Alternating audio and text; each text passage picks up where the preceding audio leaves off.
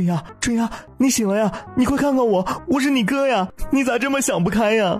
别摇了，脖子都快断了。徐小媛侧头一看，不远处还围了几个人，地上躺着的是跟他一样一脸懵逼的一男一女。徐小媛犹豫地开口道：19940507，他们说的是家里门锁的密码，也是我生日，是我爸妈没错了，可脸和年龄都对不上个儿啊。我爸妈都快50的人了，这俩男女看着最多30来岁，这是穿越了虫洞到了平行世界了，太惊悚了吧。徐小媛不由瞪大了双眼，另外2位好似也想到了什么，也惊悚地互相对视了一眼。好了好了，既然都醒了，就都散了吧。石头，你跟你二叔把你爹娘扶进屋里去吧，老二家的把春丫也扶进屋去。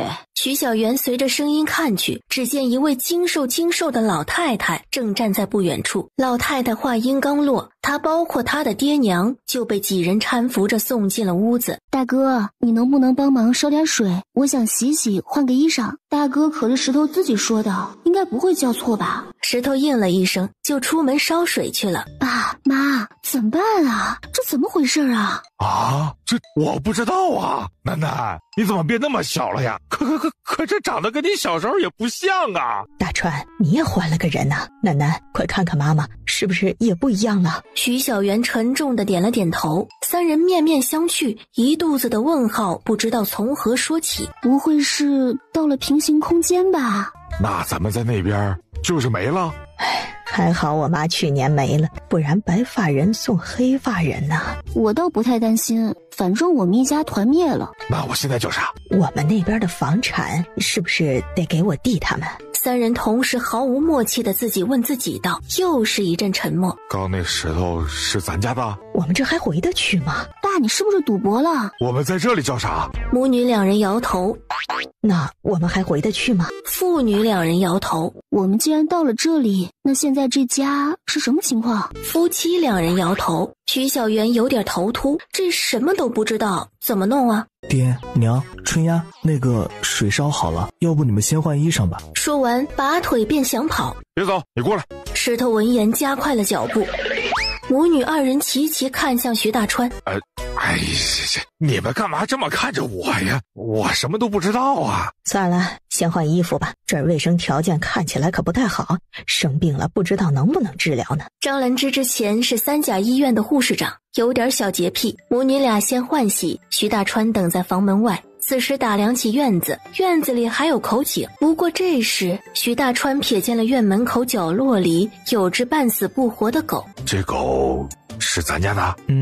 不是咱们家的，不过也是从井里捞起来的。石头其实也觉得很奇怪啊，这狗也不是我家的呀，怎么会掉到我家井里来？再说人头井是有，可狗头井却从来没听说过。难道这土狗就是之前撞上的狗，跟着我们一块来了？徐大川走到土狗旁边，把狗抱了起来，让石头在鸡棚旁边给他放了点稻草。他准备就把狗先安置在这里，这狗能不能活就看他自己的了。按照我爹的一贯做法，白得来的狗这时候不应该杀狗吃肉吗？为啥还要安置它？而且之前爹娘和春丫看我的眼神也很奇怪，3人从被救上来到现在就透着一股古怪。爸，爹，快去换洗下吧，我好了。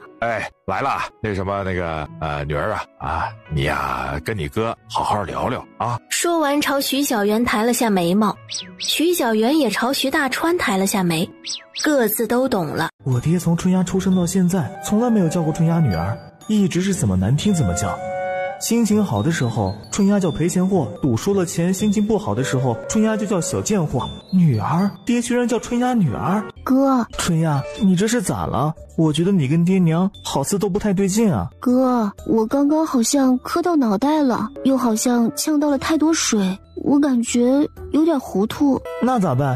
我去问奶借点钱吧，让隔壁村白郎中过来给你们看看吧。我觉得爹好似也不太对劲儿。没多大事儿，就是感觉好像有点不记事儿了。我怎么现在就记得哥哥、爹娘和二叔他们呢？你连铁头都不记得了吗？铁头可还好，什么鬼名字呀？铁头是咱弟呀，他从小就是你带的，带了4年呢，你咋连铁头都忘了？不行，我得去问奶借点钱给你看看。记得，怎么会不记得呢？哥，你别激动，我只是有些头晕脑胀，可能磕到了。家里大致我都记得，就是脑子有点乱。这样吧，你就随便跟我说说家里啥情况，我整理整理思路，我脑子里的跟你说的对上了就行了，不用请大夫，咱家不是没钱吗？之前欠了二叔三叔家的钱还没有还清，爹前些日子又欠了15两赌债，被要债的追上门，不得不卖了家里面最后2亩地。娘在家里哭得肝肠寸断的，还惹了爹的一顿暴打。石头叹了一口气，慢慢的跟妹妹说起了家事。他们家也姓徐，爹也就是徐大川，大名徐达，小名大赖子，从小就是村里的混子，好吃懒做，好不容易娶了个媳妇儿，也不愿好好的在家种地干活，一天到晚的跟村里其他几个混子去城里混，说是去干活，实际上就是去偷鸡摸狗。后来染上了赌博的恶习，徐家帮他还了几次赌债之后，觉得他无药可救了，便给了他3亩地2间茅草屋，把他们这一房给分了出来。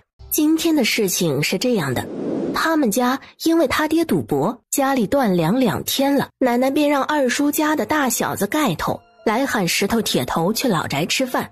他们这个地方去年闹了蝗灾，地里收成不好，每家每户都是粮食很紧张，老宅那里能让分出去的子孙回去吃饭就不错了。石头便想着这饭还没开始吃呢，便听到燕子跑来喊人，说家里有人投井了。石头知道定是昨日卖地的事情，娘恐怕是想不开了，便狂奔回家。没想到投井的不仅仅有他娘，还有他爹和妹妹，当下便吓得手软脚软。还好他爹投井投到一半，大概是不想投了，突然清醒了过来。事情的经过大概就是如此，但是令石头想不通的是，张氏投井他能理解，但是他爹这种人怎么可能去投井呢？妹妹又是怎么回事？他实在是想不明白。石头说完这些，徐小媛也大致明白了现在面临的处境。家里几间破草房，没田没地没粮食，爹还是个赌鬼，包括我，家里一共有3个未成年的孩子，真是要为我爹鼓掌啊！好样的，敢赌了，看母上大人不把他头拧下来。此时屋内的2人早就听明白了石头的讲述。哎呀，不是我呀！哎，你借我10个担子我也不敢的。哎，别扭了，再扭我喊了啊！错了，我错了。好不容易休假出门旅游，结果嗝儿了。到了现在这个境地，结果换衣服的时候发现自己浑身上下全是淤青。听石头那么一讲，原来徐老大个死男人不仅赌博欠了一屁股债，居然还敢打我！你喝昏了头了啊？哪个借他的狗胆，居然敢打我，头给他拧下来！爹娘的屋子里分明有求饶声和低呼声，可那声音是爹的？不会的，一定是哪里错了。这爹什么人设呀？赌钱卖地，居然还家暴，活该被母上大人打得满地求饶。唉，让老妈发挥一会儿再进去吧。而石头此时此刻是越来越不淡定，他决定还是得去老房找人来。家里这3个掉了一次井，恐怕是中邪了。春丫见石头要走，走到房门口，朝里面喊道：妈，娘，行了，我爹知道错了。对，我错了。哎呦，我知道我肯定错了，不敢了。哎呀，媳妇儿，我真错了，我错了。再有下次，打断你的狗腿。这绝对不会有下次了。石头看着这3人往后退了2步，拔腿就想往外跑。石头，你过来。爹，那个铁头还在奶家呢，我去接他。哎呀，你别怕。爹呀，是想对你们几个说，经历过这次生死，爹终于想通了，以后再也不赌了，再也不打你们了，咱们还是得把日子好好的过下去啊。吓坏了吧？别怕，娘没事儿。这演得太自然了。我爹幡然醒悟，迷途知返；我娘温柔和善，好一副母慈子孝的美好画面。石头此时已经热泪盈眶，每次他爹赌输了或是喝醉了，都会找全家人的晦气。如果这一切都是假的，那又有何妨？因下午家中一番慌乱，等几人稳定了情绪，了解了大致的前因后果之后，便已经到了晚饭的时候。三人走到灶前一番翻找，什么吃食都没找到，家里断粮了。张氏气得又是把徐老大一顿暴锤。我这是造的什么孽呀？爸，卖地的钱呢？之前就挂我身上的，我给你妈了。哎呀，还好没丢井里。张氏摸出徐老大刚刚给他的一个破荷包，把里面的银子都倒了出来。这是多少银子？夫妻两人又是一阵摇头。苍天啊，大地啊，说好的穿越必带原主记忆呢？怎么我家这穿越这么短斤缺两的？春丫深吸一口气，找找看那个契书吧，买卖田地总得有个契约吧。我看古代人家家里应该也都有那种称银子的小秤，不然这银子分量总不可能靠颠吧？哎，对，还是楠楠聪明。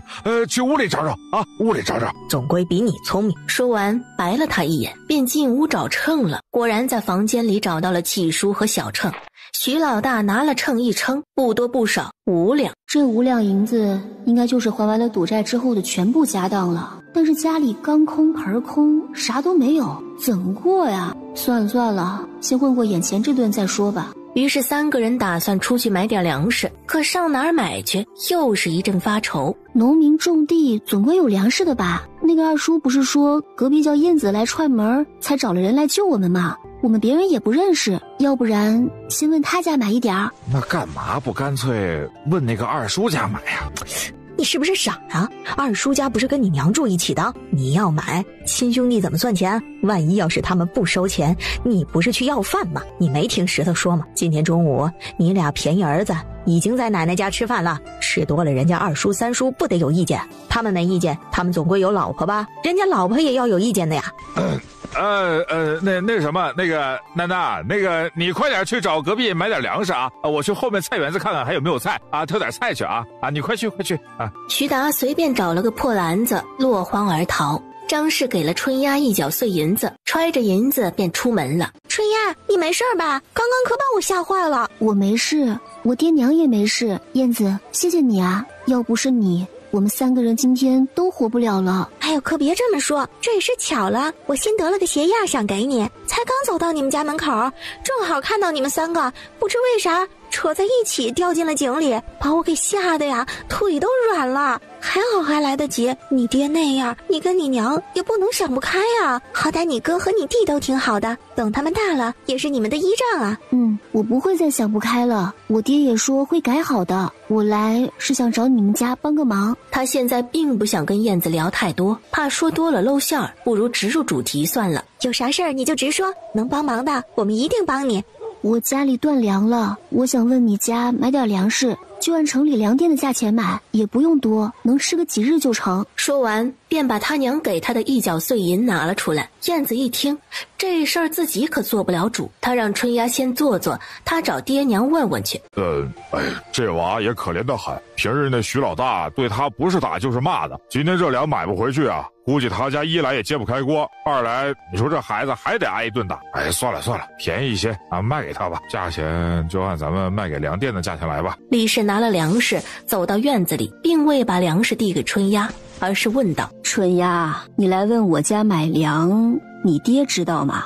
知道的，是爹娘让我来问婶子的。婶子，我们也不多买，能吃个几日就行了。李氏一听是徐达叫女儿来买的，便放心了，把粮食递给春丫。你爹知道就行，你叔说了，这价钱就按人家收粮的价钱来。这里一共5斗粟米，1升我们卖给粮店是8文钱，3升大米1升卖给他们是10文钱，2升白面卖价每升是12文。春丫掏出一角银子，李氏称了碎银，正好2钱。买完粮食的春丫回到自家小院里。怎么样，人家肯卖吗？燕子家人还挺好的，买了不少呢。不过他们都不是按斤算的，那李婶子跟我说的都是斗，还有那小秤叫等子，别老称的，露馅了都。3人一番叽里咕噜的，决定晚饭煮点米饭。徐老大烧火，春丫炒菜。爸，你先等会儿烧火，我们遇到了一个小问题。啥问题？没油也没盐。那咋办？这没油也就算了，大不了烧汤。可这没盐咋办呀？你说这淡的那也咽不下去呀。正当父女俩面面相觑的时候，院门开了，石头一手端了个碗，一手牵着弟弟走了进来。那什么啊，石头回来了啊。你妹做饭，一会儿就能吃了啊。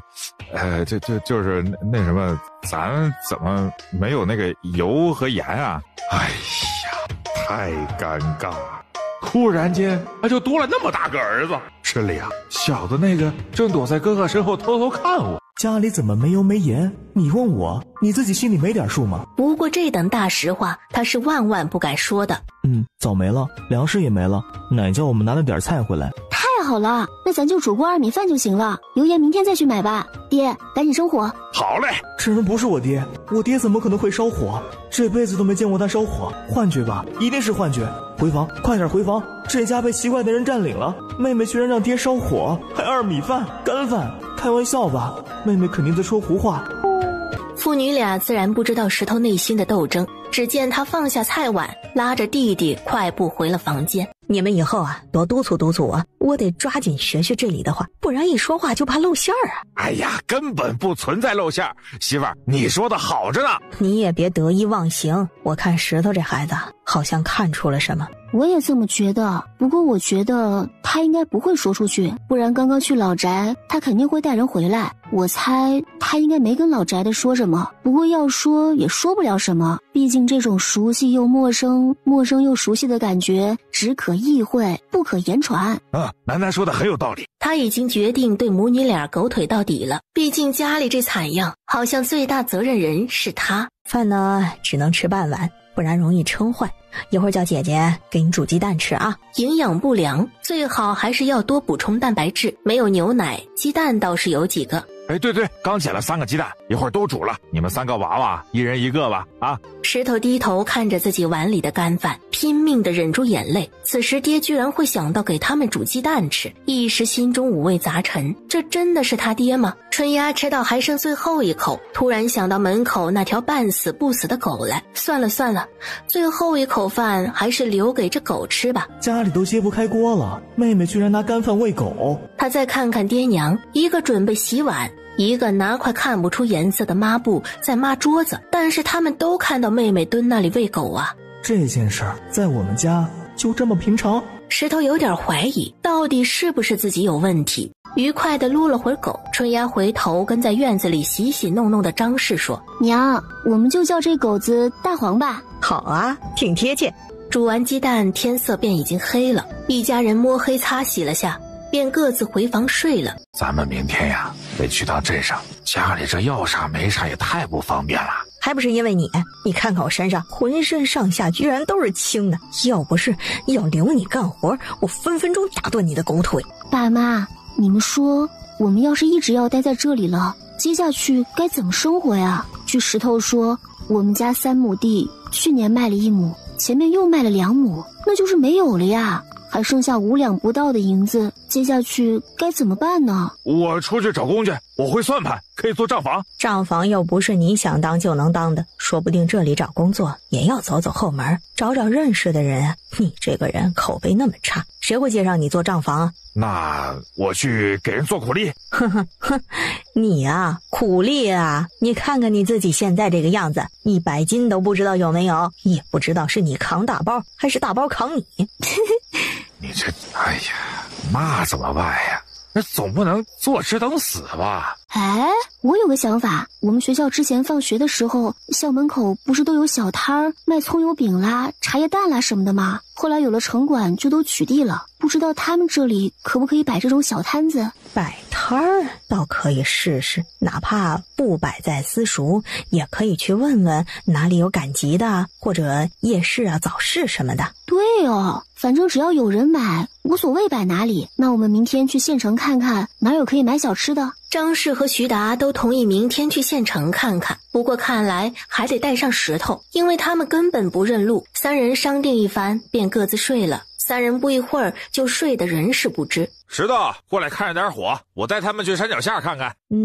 初来乍到，先周围溜达溜达也好，正好有他爸陪着，我也放心。春丫三人出了院子，往东走，不消片刻便到了山脚下。还没等春丫扯开嗓子喊大黄呢，只见从山林里远远跑来了一条大黄狗，嘴里还叼了个树枝样的东西。Good boy。 姐，他不是叫大黄吗？咋又叫顾百儿了？失误，大黄是大黄，姐叫错了。徐达也不管姐弟俩说啥，蹲下身子，拿起大黄叼来的东西仔细地看了看，一看这才吓一跳。鹿茸。说完便把鹿茸藏在了怀里。春丫一听，走，回家。大黄摇着尾巴跟在后头。张氏见三人一会儿功夫就气喘吁吁地回了家。怎么了？这山脚下也有什么野兽不成啊？也不对呀，这也没听到狗叫啊。妈，娘，大黄捡到一根鹿茸。哎呀妈，可不能激动了，一激动就妈妈爸爸的往外冒。这个可贵着呢，大牛他爹就捡过一次，卖了好几两银子呢。真是瞌睡了就来个枕头，这下做小吃摊的本钱来了。吃完早食，三人组便想去县城一趟，摸摸门路，顺便买点油盐酱醋。一番折腾之后，几人上路已经是日上三竿。娘，我们先吃饭吧，好饿呀。对，先吃饭。春丫想吃啥呀？还吃啥？哪儿来钱还挑吃的？买几个包子得了。好呀，我要一肉一菜。石头吃啥包子？我啥都行。张氏豪气地买了8个白面馒头，8个菜包子，10个肉包子。妈，你买那么多包子干嘛呀？我们吃不完啊。给你爷爷奶奶带几个，往后可能要麻烦他们的地方不少。不管家里以后干什么营生，我和徐老大肯定是主力。石头、春丫都大了，都能搭把手。创业阶段大家都得出力，不是？铁头才4岁，带在身边一个没看住，怕被拐了，放在老宅让爷爷奶奶看着更安全。这会儿虽然还没决定做什么呢，但是人情可以先走起来。春丫、徐达听张氏一说，便各种还是媳妇儿想的周到，还是娘情商高之类的彩虹屁一波狂吹。几人找了个僻静的街角，便就着带的凉白开啃起了包子来。张氏也几口吃完了1个菜包1个馒头，几人便拍拍屁股，准备去找找能摆摊的地方。三林记酱菜店怎么开在这儿啊？可能想着学子觉得口淡，可以买点酱菜吃吃。问问不就知道了。春丫说完，抬脚便进去了。哎呀，几位要买点啥呀？咱们店里呀，这酱黄瓜和萝卜干味道都不错的。这位伯伯，你怎么把酱菜店开在这里啊？哎呀，这房子和手艺呀，都是祖传的，去城里赁铺子那是赁不起，也不想荒废了这手艺，便在这里开着就算了。我们这酱菜呀，味道还是不错的，那书院里的学生有时也会买来些尝尝。春丫便喊他娘，说要买酱瓜吃，便点头同意，买了半斤酱瓜，另又买了半斤豆酱。掌柜的，您这铺子租不租啊？我不是要全租，就想租一半。我看您这铺子挺大的，酱缸规制整齐，也能腾出半间铺子。你们真的要租我这一半的铺子？哎呦，这我不知道啊，这没商量。那个，咱们要租这一半铺子吗？是啊，要租的。咱们得开个吃食店，家食搬来搬去不方便。要是这位掌柜愿意，价格也合适的话，租这半间铺子挺合适的。这位掌柜，只要您价钱合适，我们的确想租的。我这铺子呀，你们别看这酱缸放的零散，不显得大，其实门面有3开间，后院是我们自己住的，当初还找人挖了井，你们想着用水啥的也可以用，方便的很。租金我也不多要你们，1个月300钱吧，你们看怎么样？于是经过徐达一番讨价还价之后，他们就以280钱的价格租下了这一半的铺子。太疯了吧！不过无所谓了，反正地也没了，钱照这么折腾，3天就能折腾完。玩吧，一家人完蛋也在一块玩的，整整齐齐也挺好。张氏先给了这酱铺的林掌柜50文定金，约好3日之后带了租子和契书来。张氏、石头和春丫去采买必需品，徐达便又匆匆赶到了仁济堂。哎，小哥，那个你们这儿收不收那个鹿茸？收是收的，但是这价格得看品相。徐达从搭链里取出一个布袋，拿出里面的鹿茸。哎呦，太好了！哎，您给长长眼。哎呦，大哥您稍等，我去喊掌柜的过来看看。不一会儿，伙计便带着掌柜从后门出来了。哎呀，是您想要卖鹿茸？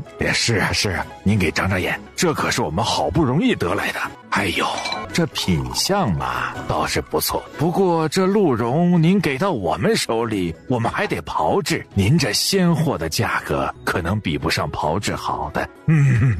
没关系，您就给开个价吧啊！如果价钱合适，这鹿茸我就留在这儿了，7两银子，不能再多了。徐达自然要讨价还价一番的，最终以7两3钱的价格成交，钱货两清。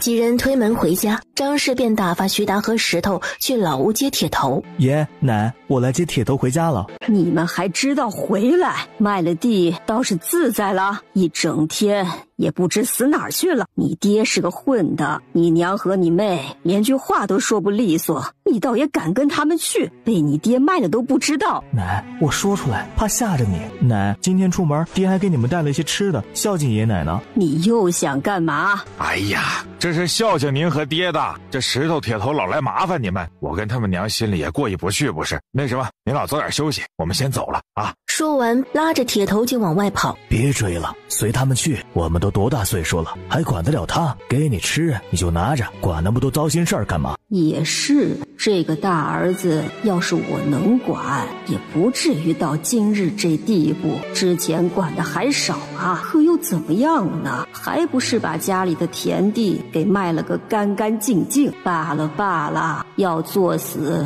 就去做吧。于是他也不追了，转身拿过包裹，打开一看，里面居然是几个白面包子和馒头，嘴上又骂了一句：败家玩意儿，也没个成算，早晚得饿死。店铺都已经租了，生计却还没想好。不过春丫其实昨天租的时候就已经有了初步的想法了。茶叶蛋卤豆干呗，以前我们学校门口卖的茶叶蛋，老远就能闻到香味儿，这个做起来也不费劲儿。哎呦喂，可以呀！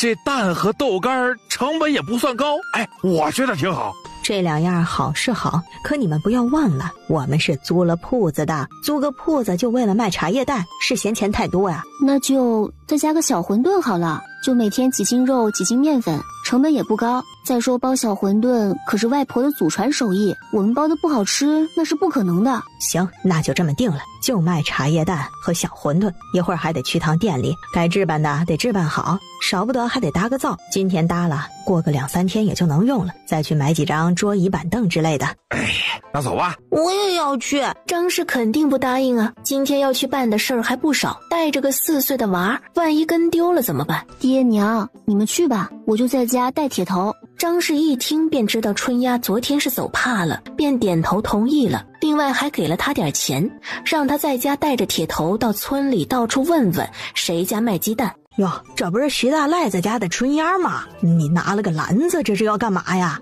来收鸡蛋呢，婶子家有要卖的鸡蛋吗？我们家要收，现结银钱，2文钱3个。你家收鸡蛋干嘛？卖呀，我家现在也没别的生计，就转个手赚点辛苦钱。那行，我家囤了10来个鸡蛋，你要不要啊？要啊，怎么不要？婶子去取吧，我就在这等着。各位大妈婶子家里如果有要卖的，也都可以拿来，我都收的。胖媳妇儿家就住在村口，没2步路就到了，不一会儿就拎着个篮子回来了。你数数，12个。春丫拿过篮子，一个个放进自己带来的篮子里。没错，是12个，一共8文钱。婶子，您收好。是8文钱吗？这8文钱对不对啊？我哪知道啊，你自己算算。胖媳妇儿自己又是一通数，好一会儿总算算清楚8文钱没错。你这丫头啊，平时看着不声不响的，这一出事儿反倒机灵了不少呢。姐姐一下子就能说出来了，真是太厉害了。众人见胖媳妇儿卖到了8文钱，蠢蠢欲动的那几个让春丫等着他们去就来。春丫不一会儿便收了70、80个鸡蛋。春丫，你哪来的这么多鸡蛋呀？哦，对，前面我们3个商量营生的时候，石头出门割草了，还不知道我们要做的买卖，便把准备卖茶叶蛋和馄饨的事儿跟石头说了。石头听了，觉得自己可能是个假儿子，不过既然想到了营生，也看到了不被饿死的希望，真儿子假儿子还有啥要紧的？哥，反正现在没啥事儿，要不我们试试做茶叶蛋吧？好，做，马上做。于是兄妹俩从篮子里挑出20个鸡蛋。妹，我们一下子就用了20个鸡蛋，是不是太多了？一会儿爹娘回家会不会怪我们糟蹋鸡蛋呢？不多呀，放开了吃，我们一家都不一定够吃。不过鸡蛋也不能吃太多，最多1人2个吧。然后爷奶那里送几个去，隔壁燕子家也给几个，这就没了。哎呀，我好像煮少了。是我想太多，当我没问。石头看着春丫，压根儿就没考虑过爹娘是不是会怪罪他。这2天也算是看清楚了，只要春丫想干的，爹娘基本就不太会反对。大黄，春丫想要摸他却坐立不定，咬了春丫的裤腿直往前拽。春丫心里一喜，这货是不是又找着啥了？快步跟着大黄往前走去。2人跟着大黄一对跑，大黄一路把他们带到了靠近山腰的一块巨大的岩石处。妹呀，这是个啥呀？我还是第一次在这里见到呢。是人参啊！于是下手挖的时候动作就更轻柔了，挖了好半天才把整棵植物给挖了出来。妹呀，这真的是人参吗？我虽然是没见过长在地里的人参，但晒干的人参什么样，好歹也见过。这玩意儿不太像呀。看着的确不像人参啊，谁家人参是一个大疙瘩带上好几个小疙瘩的？可叶子和花冠又很像，这到底是个啥呀？这个好像是吧？人参长这样？好像不是哈。喂，到底谁问谁啊？细细一想，妹妹应该是不知道的。不管这几天妹妹表现的跟以前有多不一样，这山里我就没听说过有谁家挖到过人参，我都没见过，更不用说春丫了。兄妹俩一时也讨论不出个结果来，于是决定把另外的2颗也都取出来，带回家问问徐达。回到家，先去看看茶叶蛋怎么样了。哥，快来尝尝，我觉得除了茶味儿不够，别的倒还好。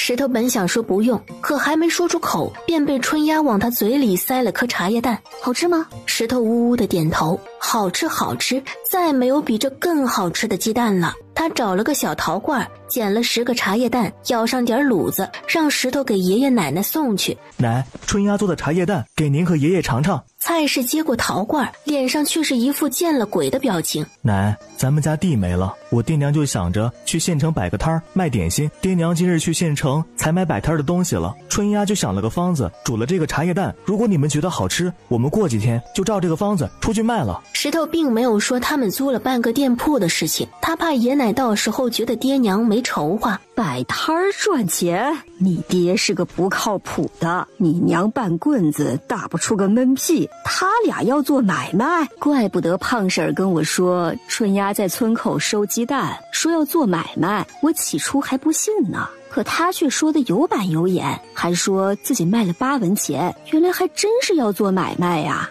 你怎么没跟我说？一时忘了，再说我也不知道他们家是真要做买卖呀。石头啊，一家卖了地还了债，统共就还剩下没几两银子。说是说你爹娘想做买卖，可这事儿啊，定是你爹做的主吧？你们可得想想清楚，你爹这人，还不如你和你爹一起出去找份工，卖卖苦力也好，垫几亩地也好，总比把钱折腾完强啊！家里大事小事也得学着打起来。你爹这人，总之也不能为了个孝顺的名声，不顾你娘和你弟妹呀。石头此时不知如何回应爷奶关心，虽然他知道他们都是出于好心，可是这事儿真的不是他爹决定的呀。明明是春丫要租的店铺，可这要怎么说呀？鉴于此事过于为难，他便决定不回应这些关心了。要不是大黄呀，我们开这间铺子心里还真没什么底儿。说到大黄，春丫突然想起了早上挖来的不明物，便把3株东西拿过来让徐达看。这不是3七吗？对，你娘说的是，这3七呀也算人参科的一种，人参补气，3七补血，也是个好东西。你这是哪儿得来的？爹，这个值钱吗？哎呦，这值钱呐，肯定是没人参值钱。这三七呀，一般长到3、4年就得挖出来了，不然时间长了反而容易烂在地里。人参嘛，是时间越长越好，这三七呢，一般是头数越少越好。这3根看着头数也不过10来头，人参的价格是卖不到的啊，不过卖个几两应该可以。明天我带着去问问那个仁济堂的吴掌柜吧。啊！石头春丫一听一株能卖几两，也是极高兴的。但是春丫宣布，大黄还是得改名为大金，希望他不辱没大金的名号，为家里的建设多多的添砖加瓦。又给他盛了碗饭，拌了个白煮蛋在里面，吃的那叫一个香。饭后春丫又献宝似的拿出了他的茶叶蛋，让爹娘给提提意见。既然卤子的方子定了，那明天他就准备折腾豆干了。徐老弟，今日又有什么好东西要便宜我呀？徐达也不是矫情人，直接就从搭链里拿出3根三七。哎呀，哪儿啊，昨日才得的。吴掌柜，您给长长眼。哎呦，3、4年的10头三七，品相很不错呀。这里原也不产三七，老弟倒是运气好得很，居然能在这里找到这个。运气还行吧。老弟，这准备怎么卖呀？要不吴掌柜您给我开个价，价钱合适我别卖了。好，老弟既然相信我，那我也不能让你吃亏啊。还是之前那句话，虽然你这品相不错，但是我们还是得自己炮制。现在请个炮制师傅，代价可不低呀。这样吧，这3根我都收了，1根4两，一共12两，你看这价钱合适吗？哎呀，真是，我怎么知道合不合适啊？啊，老子之前给我媳妇儿买的都是3七粉，那还都是人工种植的，这玩意儿也没买卖过呀。哎呀，我能知道个大概，硬撑到现在就不错了。你问我合不合适，我上哪儿知道去？哎呀！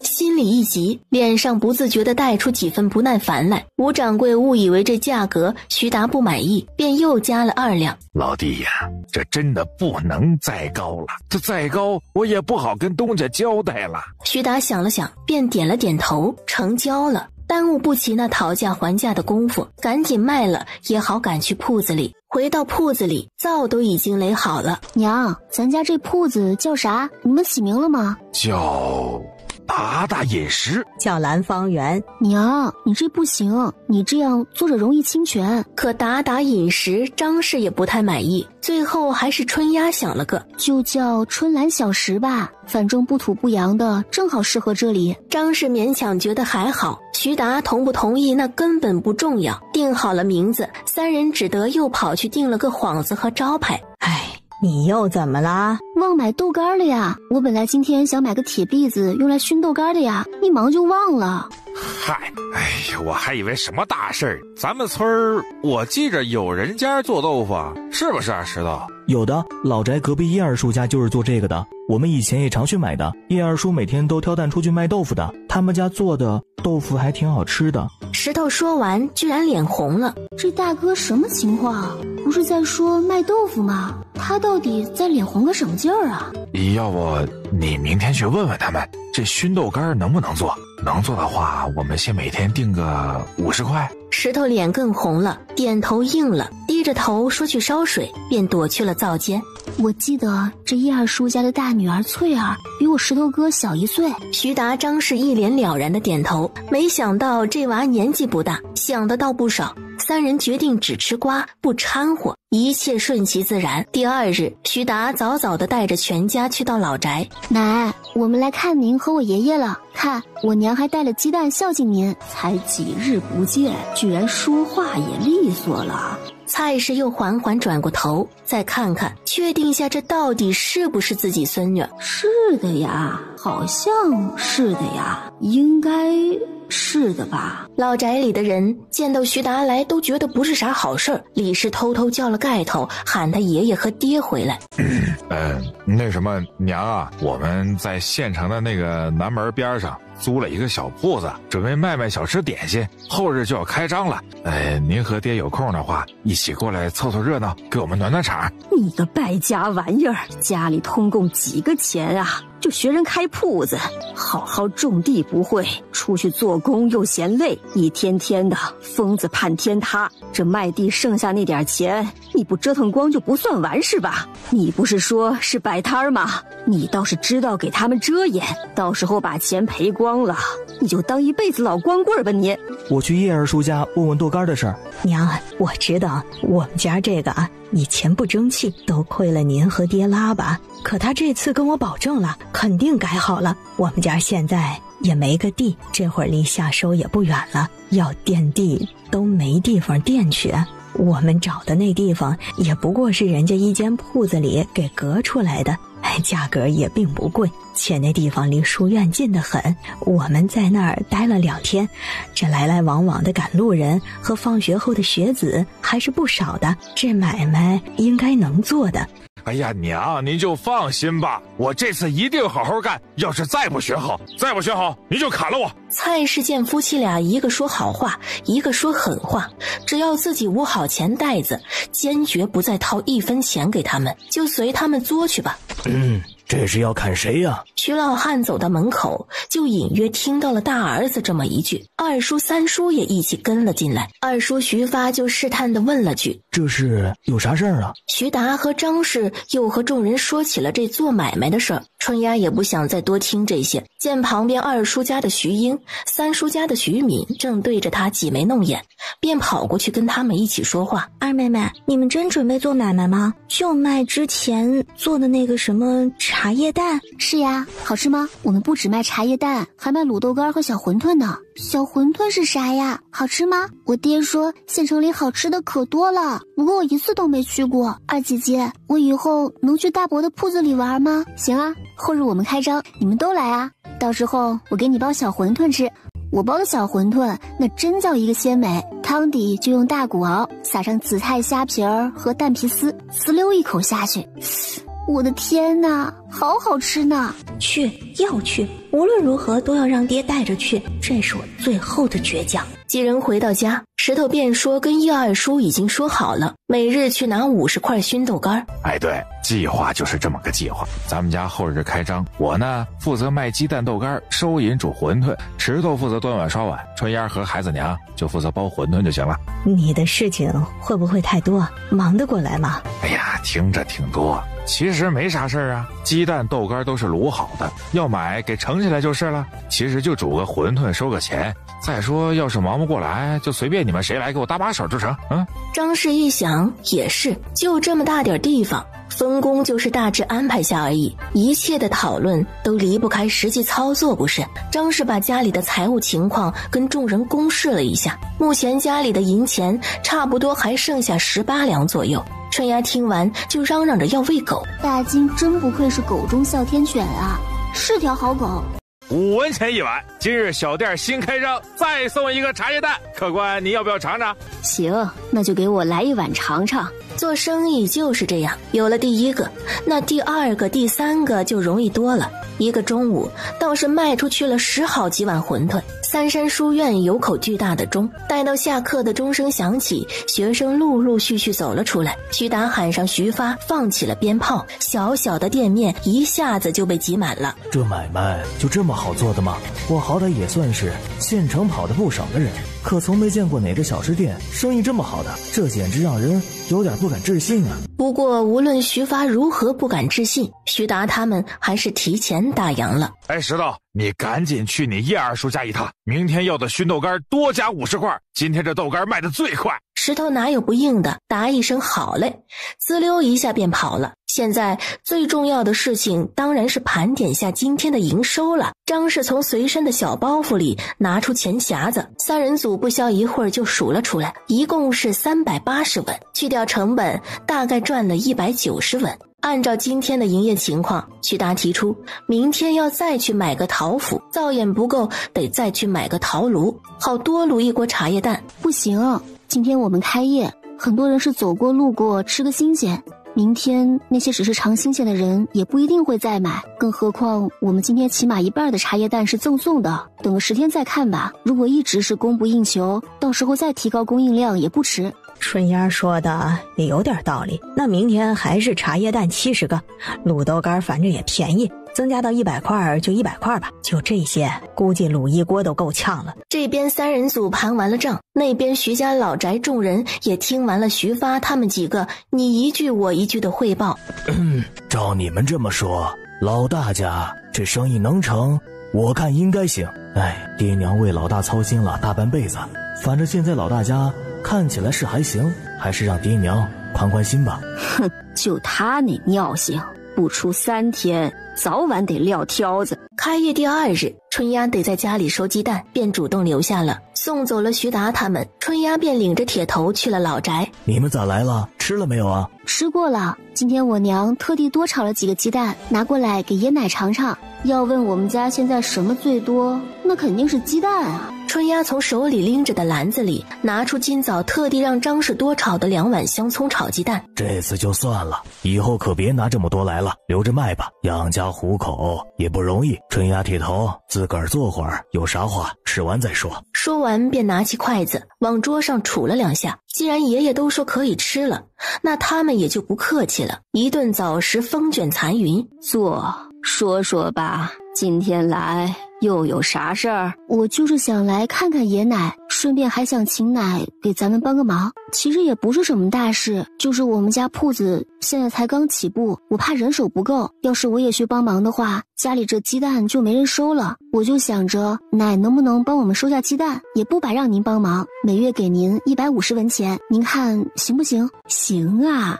怎么不行？娘，你看春丫也挺诚心的，您就答应了呗。开玩笑，1个月啥也不干，就光待在家里收几颗蛋，就能有150文。傻子才不干呢！无论如何得先答应下来，每月150文，那就是10斤大肥肉，17、8斗粟米啊！蔡氏本来还有些犹豫，可李氏替他答应下来了，他又不舍得回绝了。不是他贪图这150文钱，而是他也不是孤家寡人，平日里他接济已经分家的大儿子家，2房3房其实都是看在眼里的。那就这么着吧，不过有没有人来卖，我可不管啊。这事儿您不用管，明天开始您这里就负责收鸡蛋，我这有500文钱，您先收好，不够了到时候再问我们要。接过钱袋，当场便数了起来。待蔡氏好不容易数完，春丫便匆匆赶到村口，又开始他的收鸡蛋大业了。待到春丫接了铁头回家，徐达他们3人也正好到家。爹娘，你们对这个经营状况还满意吗？还挺满意的呀，怎么了？爹娘，你们听我说哈，我倒也不是对店铺的经营状况不满意，而是对我们家的生活现状有点疑惑。徐达和石头一脸不解地看着春丫。有什么疑虑你说出来，咱们一起想办法解决呗。那我说了啊，您看咱们家开这个铺子吧，首先是为了吃饱肚子，可这吃饱肚子之外，是不是还得提高一下生活质量？咱们好歹得把2年没修的茅草顶给修修吧，这都漏光了，外面要是下雨，屋里恨不得比外面下的都大，塌了的院墙也得修修吧，还有那茅厕也得再弄一下，我都怕铁头拉屎再给它掉下去。另外，咱们现在手里的钱虽然比较有限，可我也不能老跟你们睡一块儿吧。这青砖瓦房咱们暂时还没这能力，可土坯房是不是可以搭一间？您再看铁头都快5岁了吧，还跟我哥睡一张床，我好歹得给铁头弄个床睡吧。哎呦，说是这么说，可是铺子里一时半会儿的也离不开人呐。这就是问题的关键啊！我这才说了这几件您都看得到的事儿，还有看不到的呢，像是每日的洗衣做饭、喂鸡撒枣、4季衣物食品的准备、3餐饮食的料理，一件件都离不开人。我们也不能为了开铺子赚钱，日子也不过了吧？我们是为了过好日子才去赚钱的，可是因为要赚钱，这日子都没法好好过，这不是本末倒置吗？一家人因为春丫的一番理论显得有些呆滞。你的意思我倒是明白了，可现在家里就我们这几个人，你说怎么办？请人吧。啊，咱们才开张2天就请人，这不大好吧？再说这请人一时半会儿的也寻摸不着合适的呀。我这个之前那什么，跟咱们家关系好一些的，不过就只有你家二叔三叔，最多再加个隔壁王老三。可他们自己地里都一堆活，哪怕农闲出去做工，也不会就做点散工。咱们家这个几乎天天都得上工的活计，他们也不行啊。可是什么意思啊？您倒是说呀。就请盖头吧，一来熟悉，二来地里多他少他也没啥大出入，三来我看他性格脾气也挺好的。我看盖头倒也还行，虽然有点容易害羞吧，不过也不要紧，多练练待人接物就行了。那天我看他带着几个弟弟妹妹倒是挺细心的，那就盖头吧，只是不知道他爹娘同不同意啊。同不同意的去问问不就行了。那边徐达夫妇趁着月色又一次敲响了徐家老宅的门。你们这一家还有完没完啊？这会又有什么事儿？早上来了晚上来，小的来了大的来，你们就不能一家子把话都商量好了再来吗？娘，我们来是想找二叔家两口子问问盖头这孩子今后有没有什么打算。还能有啥打算啊？无外乎学着侍弄庄稼种地呗，庄户人家只会种地才是安身立命的本事。他大伯娘，咱们家盖头还是个半大小子呢，关系到儿子，李氏也不管是不是会被蔡氏呵斥，冲进去再说。这一时半会儿的种地也用不上他，要是你们愿意带他出去多见见世面，那就最好了。徐达心领神会，把他们想让盖头去铺子帮忙的事儿给说了，还承诺每月给盖头200文工钱。徐发没多想就应了，这事儿不是挺好吗？不过说好工钱交工100文，其余的二房自己攒着也行。事情商量妥当，徐老大一家走后，这老大一家怎么就转了性了呢？今天这一天，一会儿说给我150文1个月，一会儿又说给盖头200文1月，这到底是真的还是憋着什么坏呢？别瞎琢磨了，给你就拿着，想那么多干嘛？反正你自个儿钱袋子捂好，别再让他骗了去就是。那铁定不能够。说定了。半梦半醒的声音从春丫黑黢黢的帐子里传了出来。呀，哎呦，醒着也不知道发点声响，你们这一个个的一惊一乍的，知不知道啊？这里心脏病发是没有 AED 的。这和心脏没关系，您容易被吓到是因为气血不足。你这是从哪儿看来的？当初研究秃头，顺便看的。秃头女孩的日常就是研究各种防脱洗发水和里内养外的偏方。春丫跟他娘胡说八道了几句，瞌睡虫一不小心跑光了，干脆坐起身跟他娘分享起他今天的人生感悟。妈，您看哈，这女人啊就是不能太累，太累容易肾亏，肾亏容易秃头，对不对？这里也没个烫发直发的，这万一秃了得多难看啊！而且你看我们这家一脸菜色，瘦虽然比胖好些，可这也太瘦了，太瘦就会抵抗力不足，抵抗力不足就比较容易生病，在这儿生病，您看看活下去那概率，对不对？您知道吗？就古代这医疗条件，一般人这平均寿命才40左右，遇到个什么兵荒马乱或者天灾多的年份，平均寿命能跌到30几。所以您看哈，我就觉着您这几天的任务就教会我石头哥包小馄饨，等学会了呢，你就把铺子扔他们爷俩就行了。我爹呢就管灶和钱，我哥呢就管包，盖头哥呢就管端茶送水、洗碗扫地。您得充分信任他们，能把这事儿给做好，他们才能有主观能动性啊，对不对？您呢回家和我一起，该吃吃该喝喝，顺便啊把这家里给捯饬起来，提高咱们家的生存条件。您看我的心得体会是不是还挺切合实际的？啥实际？没啥，和我妈分享我的人生感悟。那我先睡了啊，爸妈，你们也早点睡，不要忘记你们旁边还睡着一个未成年的女儿，可懂？春丫一直担心他爹妈老房着火，他可不想听到任何引人遐想的声音，所以在他还没分房睡的每个夜晚，他爹妈最好自觉点，不要带坏小朋友。啥人生感悟？咋不跟我分享分享？也没啥，就瞎聊天呗。睡吧，这一天天的累死个人。翌日，按照约定，盖头一大清早就到了徐老大家，又是扔了铁头全家齐出动的一天。10日之后清晨，张氏就不再犹豫，去了老宅。一听大儿子家终于想要把那破落的院子修起来了，自然是知无不言，言无不尽。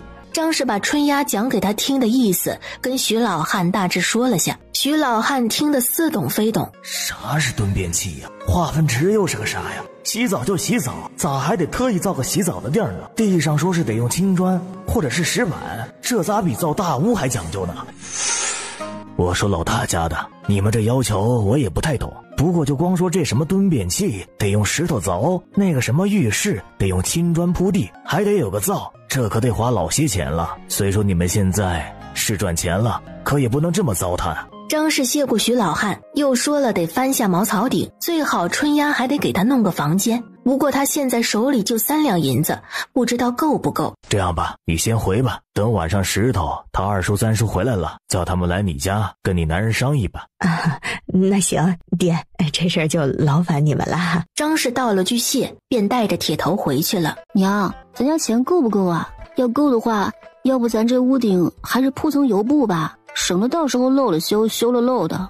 我还想一步到位造青砖大瓦房呢，路啊一步步走，饭得一口一口吃啊。这位小同志，咱家统共就3两银子能用在修房上，这儿也要好，那儿也要好，那肯定是不能够的呀。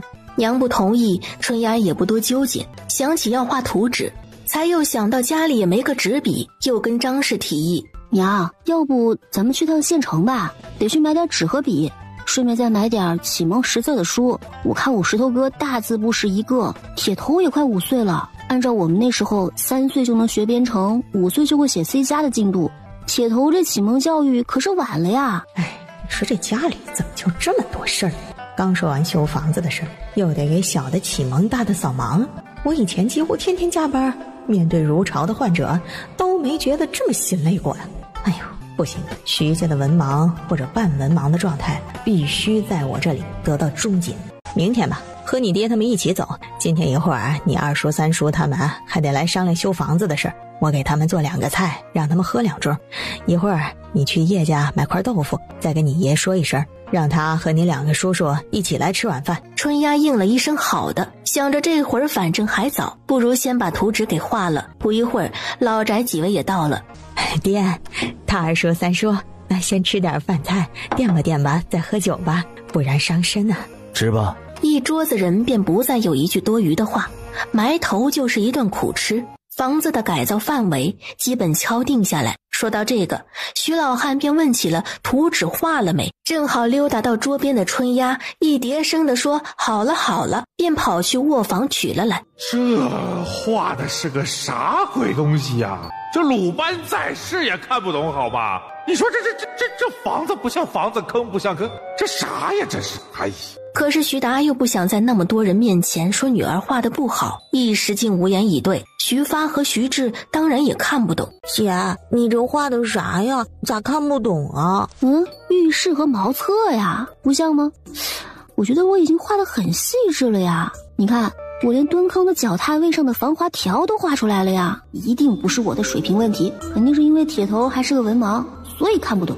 这种图纸咋能让一个小丫头画呢？那么小一小女娃能懂啥呀？老大家真是不靠谱。还是我来吧，春丫，你给修改意见就行了。张氏取了白布和炭条，按照自己对春丫所描述的理解画了起来。要不了一刻，一张能让人看懂的图纸便画好了。哎呀，还是我媳妇儿厉害，这画的太好了，一看就能看明白。这条件也有限，只能这么大致画一下。这茅房、浴室和化粪池还得你们男人参详参详，能不能弄这蹲便器？爹您看能跟人家石匠说明白吗？还算明白吧，看着倒是能做，不过我说了不算呀。明天吧，我跟你们跑一趟问一问。另外这化粪池什么的倒是不难，来你们也看看。说完把图纸递给了徐发，徐发徐志连连点头，这想法倒是不错，办起来倒也不难。几人又是一番商议，酒过3巡，菜过5味，要商议的事儿差不多也都商议好了。老宅父子3人起身告辞，说定明日开始，徐发徐志便开始来开工了。爸，你哪天有空去问问牲口价钱呗？我想来想去，还是买个马骡吧，比牛便宜，还跑得快些，力气也比驴大。我觉得就这个最适合我们家。你这孩子一件事还没办完呢，就上赶着办别的事儿。我们手头统共就这点钱，你还想着一口气解决所有问题吗？饭拿得一口一口吃，我不是跟你说过了吗？我这叫两手抓，两手都要硬。这一圈改造下来得花多少钱？明天爷爷打听好了就能知道了。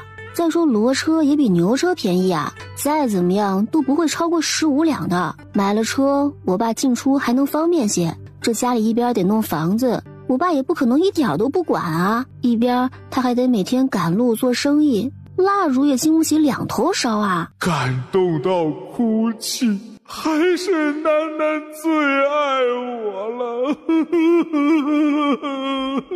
哎，算了，随便他们折腾去，反正钱在我手里，我不点头，他们俩再怎么演技勇夺小金人都没用。一日一早，天光微亮，徐家大房院子里就开始忙活开了。徐达带着石头盖头赶路去了，徐发、徐志则留下来开始整理院落。和他们一起来的还有周氏，一直这么苦干了10多日，家里的材料、土坯都配备全了，斥巨资1两银子定制的石雕墩坑也到了。为此，徐老汉没少埋怨老大家拉的都是金粑粑。一切准备就绪，徐达也迎来了开业后的第一次店修。啥也不用说了，抡开膀子开干吧。就这么过了艰苦卓绝的5日，一家人终于拥有了各自崭新的房间。觉得更满意的一个人当然是石头。这些天他和他爹一起同进同出，开铺子挣钱，回家又得忙着整理翻屋子内饰。可他一点都不觉得累，反而觉得这些日子活得特别的轻松，这是从未感受过的开阔与坦然。石头知道，这个人从井里爬起来的那一刻，或许就不是他原来那个爹了。可是他谁都不会说的。虽然他不聪明，但是守住此时此刻的这个家，是他拼了命也要做到的。这是什么呀？37啊！春丫眼中闪着光，这是他上次卖掉37之前留下的种子。这要是能种成，那不就是一大笔进项了吗？你会种？我不会啊。娘，你不会吗？我怎么可能会种？离开度娘的1个月，想他，既然自己不会种，那就回到他来的地方，去追溯下植物的生长条件吧。简单来说，哪儿挖来的就去哪儿看看呗。张氏觉得春丫的溯源想法还有几分道理，很快就来到了之前挖37的地方。妈，我觉得要不咱们先把这37种子直接种这里吧。是啊，与其费那么大劲儿把土弄回来，干脆就种这里不就得了。这37是多年生植物，种子从发芽到长大起码得1年多，最多到时候苗大了再移栽回去，那成活率不就高了吗？这主意可以，反正这也不会有人来，哪怕有人来把这腐叶枯树枝儿的稍微盖一盖，小苗苗肯定就看不到了。娘俩既然达成了一致，说干就干，整理出了一小块地，把种子2颗1个坑的撒上，3下2下就干完了。怎么今天这么少啊？石头沉着脸，一脸的气愤。徐达拍拍他的肩膀，安慰一句：哎呀，好了好了，没事儿没事儿啊，这点事儿算啥呀？不值当生气的。那隔壁林掌柜家也开始卖茶叶蛋了，今天我们茶叶蛋没卖完，最后我想着这天气热了也不好隔夜，半卖半送才卖完的。何止林掌柜，还有旁边的面摊也开始卖小馄饨了。我们今天就拿了4斤猪肉，最后几碗也是只收了3文钱成本才卖完的。都是什么人呀？见我们生意一好就有样学样。哎呦，咱们当初租林掌柜店铺的时候，也没跟人家签过契说他们不能跟咱做一样的买卖呀。再说我看这事儿吧，8成是林掌柜他那婆娘想干。前些天我就看见他老是偷偷摸摸的看我们卤鸡蛋，我看林掌柜这2天吧，看到咱们也挺尴尬的。你呀，以后也不用看到人就甩脸子，那气性也太大了。你看着吧，以后这卖茶叶蛋卤豆干的，或者这个卖小馄饨的，说不定还不止这2家呢。你说你一家家的都得生气，哪气得过来呀？一共318文，盈利大概就150文吧，创单日新低。春丫此时是没有感情的盘点机器。张氏点了下女儿的脑袋，说一声别作怪。你爹说的是，本来也没规定这生意只能我们一家做，不是？再说这茶叶蛋、小馄饨本来也挺容易就学会了，人家做惯点心的，多试几次不就会了？是呀哥，人家过了这1个多月才开始卖，也不算快了，这算啥呀？这天气也热了，小馄饨照我说也不用卖了，咱换点别的卖卖呗。能卖啥呀？我们也不会别的呀。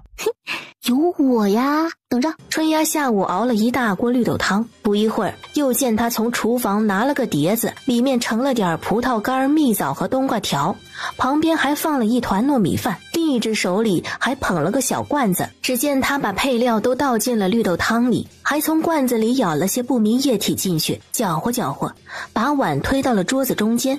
尝尝，这苏式绿豆汤是我夏天的最爱，本来想留着我自己吃的，现在我忍痛割爱，就给你们拿出去与世人分享吧。淮南呀，你跟爹说说呗，你这凉丝丝的加的是啥呀？这里边加的是我自己用薄荷做的薄荷糖浆，我熬了一下午呢，外面买恐怕是买不着的。光卖着绿豆汤是不是也太单调了？徐达就这么想着，还未开口，春丫像看穿了他的心思一般。爹要是觉得光卖绿豆汤太单调，就再加个冷馄饨和冷面呗，夏天吃清爽得很。这茶叶蛋和卤豆干，你要愿意就继续做，也不用小火炖着了，就大火煮上半小时，离火晾凉，得一直浸在卤子里就行了。要不明天我也跟你们去趟县城吧，这冷馄饨和冷面的料汁还得去县城再买些调料呢。既然春丫都提议了，那徐达肯定得答应啊。于是第二天一早，春丫就和徐达、石头、盖头一起上路了。春丫说要去采买，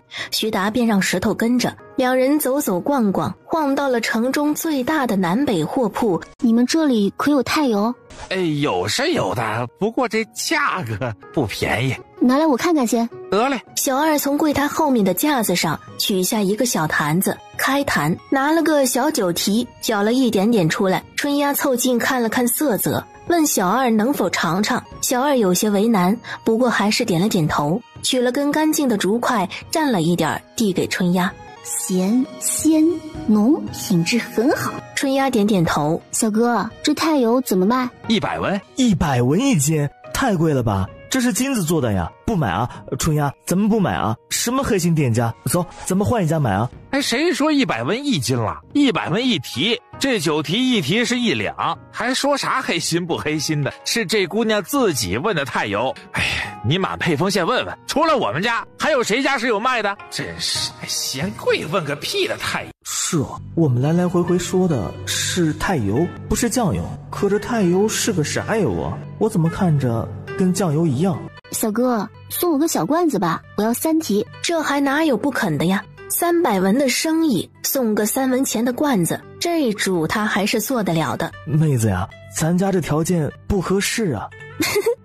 哥，没事儿，别紧张，这钱马上就能赚回来。可是石头是一句话能安抚好的吗？显然是不能够呀。直至春丫买完太油，石头脑袋里还是嗡嗡的，想想也赚不回来呀。这太油4次套酿，起码要2年才能酿出来，咸得不得了，可是又特别的鲜香。烧菜不太合适，一是太贵，二是太咸，但是做成拌面的酱汁却正合适。这拌面拌馄饨，你又不能煮汤掉鲜，可是没有鲜味儿吧，吃时总觉得缺了什么，所以成本再高，该放的还是得放。再说这酱汁，主要还是用芝麻酱和花生酱，太油只是掉个鲜味儿，用量不多的。哥哥，你就放心吧。虽然石头见妹妹认真给自己解释了，终于点头说自己知道了。两人到铺子里的时候，绿豆汤已经煮上了，浸泡了一夜的糯米也蒸上了。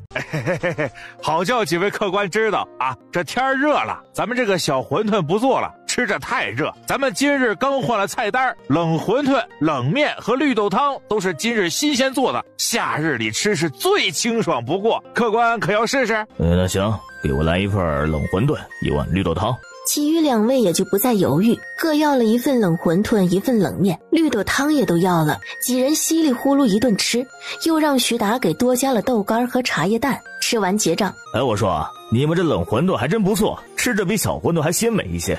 绿豆汤料足，还带着丝清凉，我吃着很好。你们这吃食做到什么时候？可否外带？哎呦，客官不好意思啊，我们现在人手有限，这一天准备的东西也不多，外带恐怕真不行。这吃食啊，我们能做1个夏天，得空您常来就是。那人也不多纠结，付了8文钱，便说明日还来。几位客人离开的时候都说吃得满意，石头操了一上午的心，终于放下了。趁着下午的空歇，春芽又买了些笔墨纸砚，写下了份夏日限定的价目表。二妹妹，你怎么连写字都会，还写得这么好看啊？哎呀，怎么把盖头给忘了？还没等春芽编好瞎话，徐达就替他解围了。对啊，这大伯没做二溜子之前，可也是读过书上过学的，是他爹这一辈唯一一个读书人呢。二妹妹会写字，好像也讲通呢。哎，二妹妹，你有空能教教我不？那你还不如直接问我这个名师，反正到时候石头也要学，你俩就凑一块得了啊！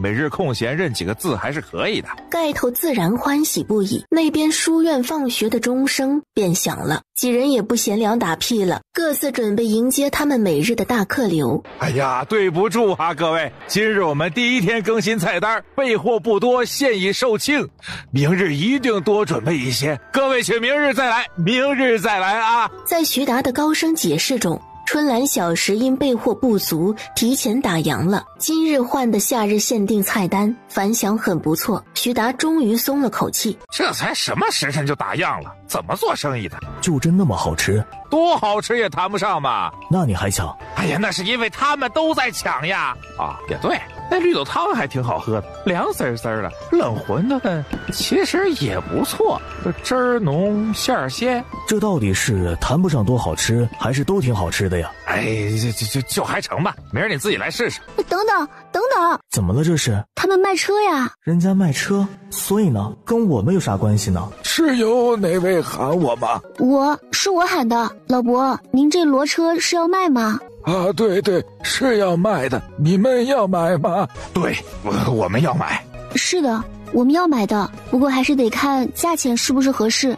这骡子呀，虽然已经8岁了，但是这匹是马骡，力气大，如果好好养，再用个10来年也没问题。我也不多要，就要个8两银子。之前那牙行明明说好了8两银子，可是要抽1两银子的佣，我就没舍得卖。你们要买的话，银钱不能再便宜了，但是这车可以送给你们。这车厢我买来也花了400文呢。老伯，稍等啊，便拉春丫到一旁商讨起来。8两银子还挺合适的呀，爹。之前您不是说去牙行问的成年马骡最少也得10两开外吗？这价钱虽然合适，可这骡子都8岁了，而且咱们家这银子现在拢共就10两多。你说买了这骡子，手上银子就剩2两了，咱们在这儿根基差，我觉着太不安全了。爹，与其左顾右盼，担心这个担心那个的，不如把线下能做的都做了呗。我看啊，今天铺子里的生意应该是有的做的，不用担心那么多。你永远不知道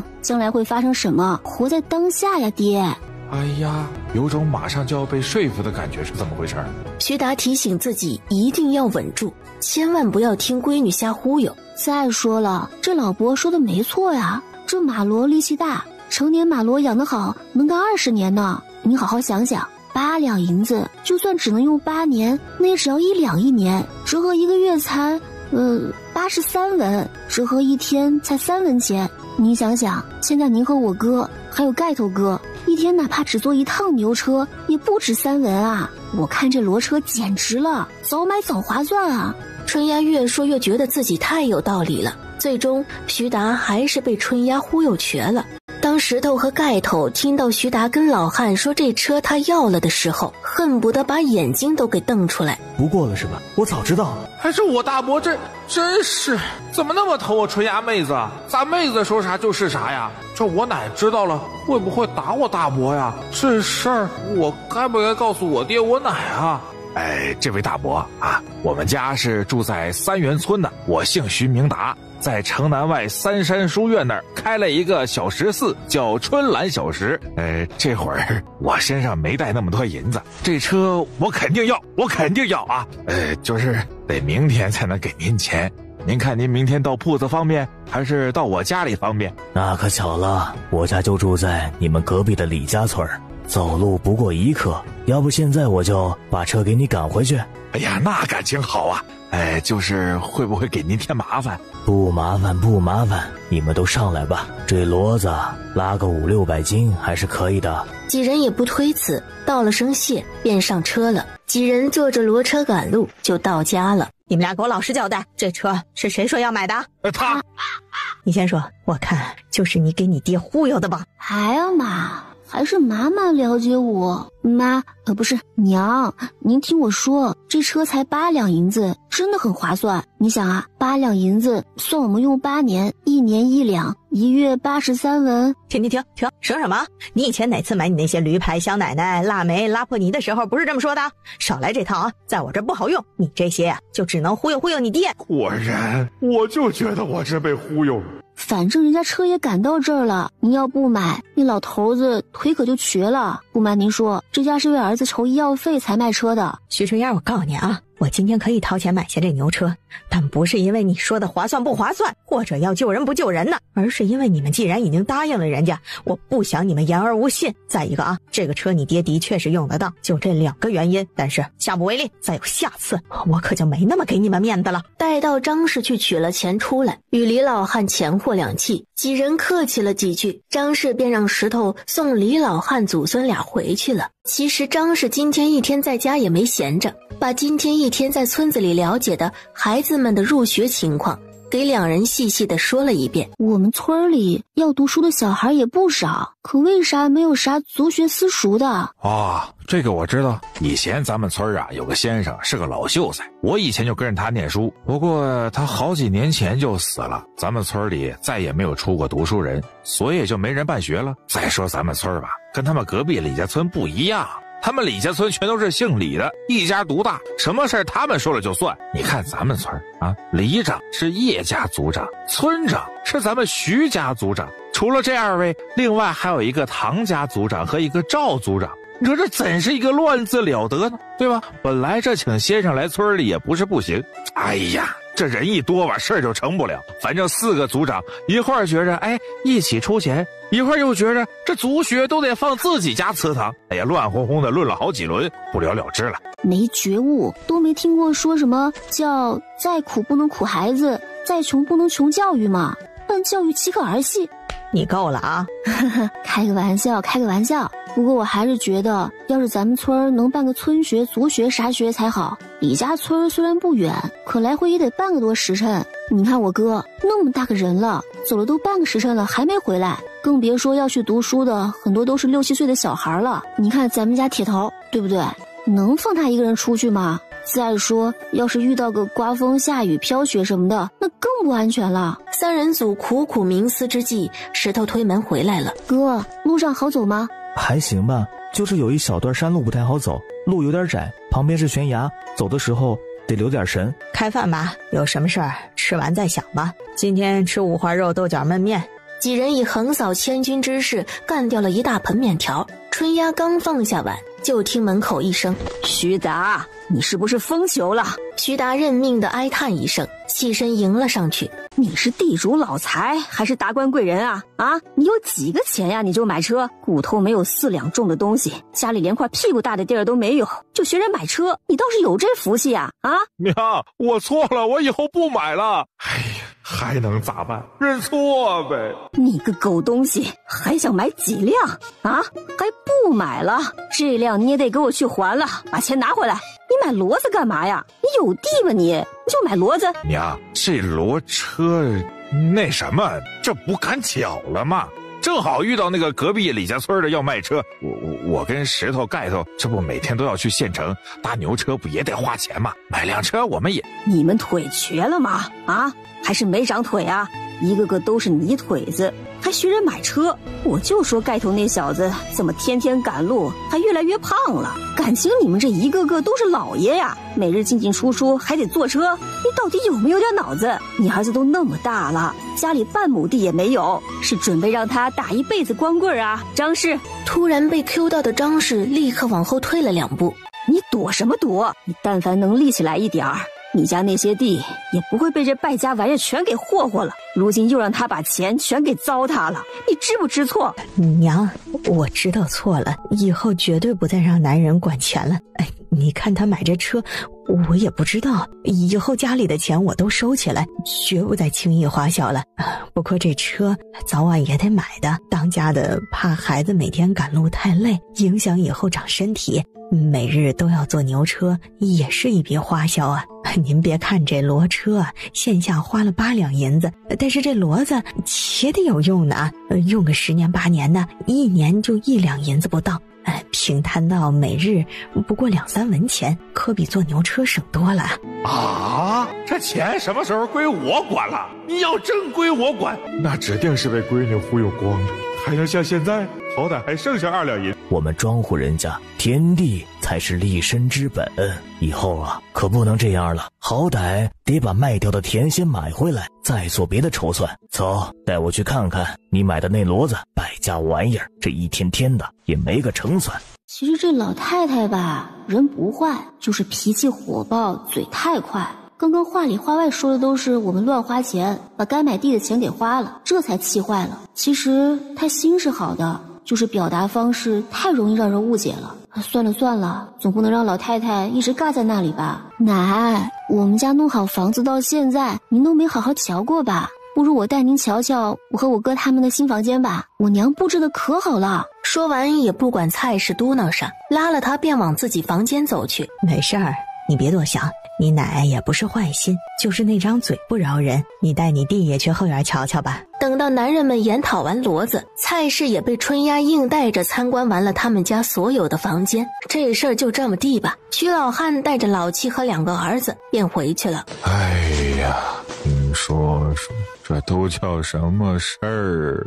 没办法，你在这里离不开家族，想要人家给你提供庇护，就肯定会有一些束缚。哎，别多想了，我看老宅的人还算不错的，早点睡吧，明天还得早起呢。姐，我们要干啥？念书呀，从今天开始，每日清晨和晚饭前，你都得跟我读书认字。姐，那你就是我的先生了，好厉害呀！太深奥的我也教不了，爹统共就教了我没多少，但是教你认几个字儿，那应该没什么问题。可是姐，我怎么从来没见过爹教你啊？爹教我的时候，你都还不会说话呢，肯定不记得了呀。好啦，小朋友不要有那么多的疑问，来，我们现在就开始。今天我们就学4句，好好记哦。小孩子嘛，又不会跟你较真，好忽悠得很。姐，我会好好学的，将来考个功名，给你买好多好多蹄膀吃。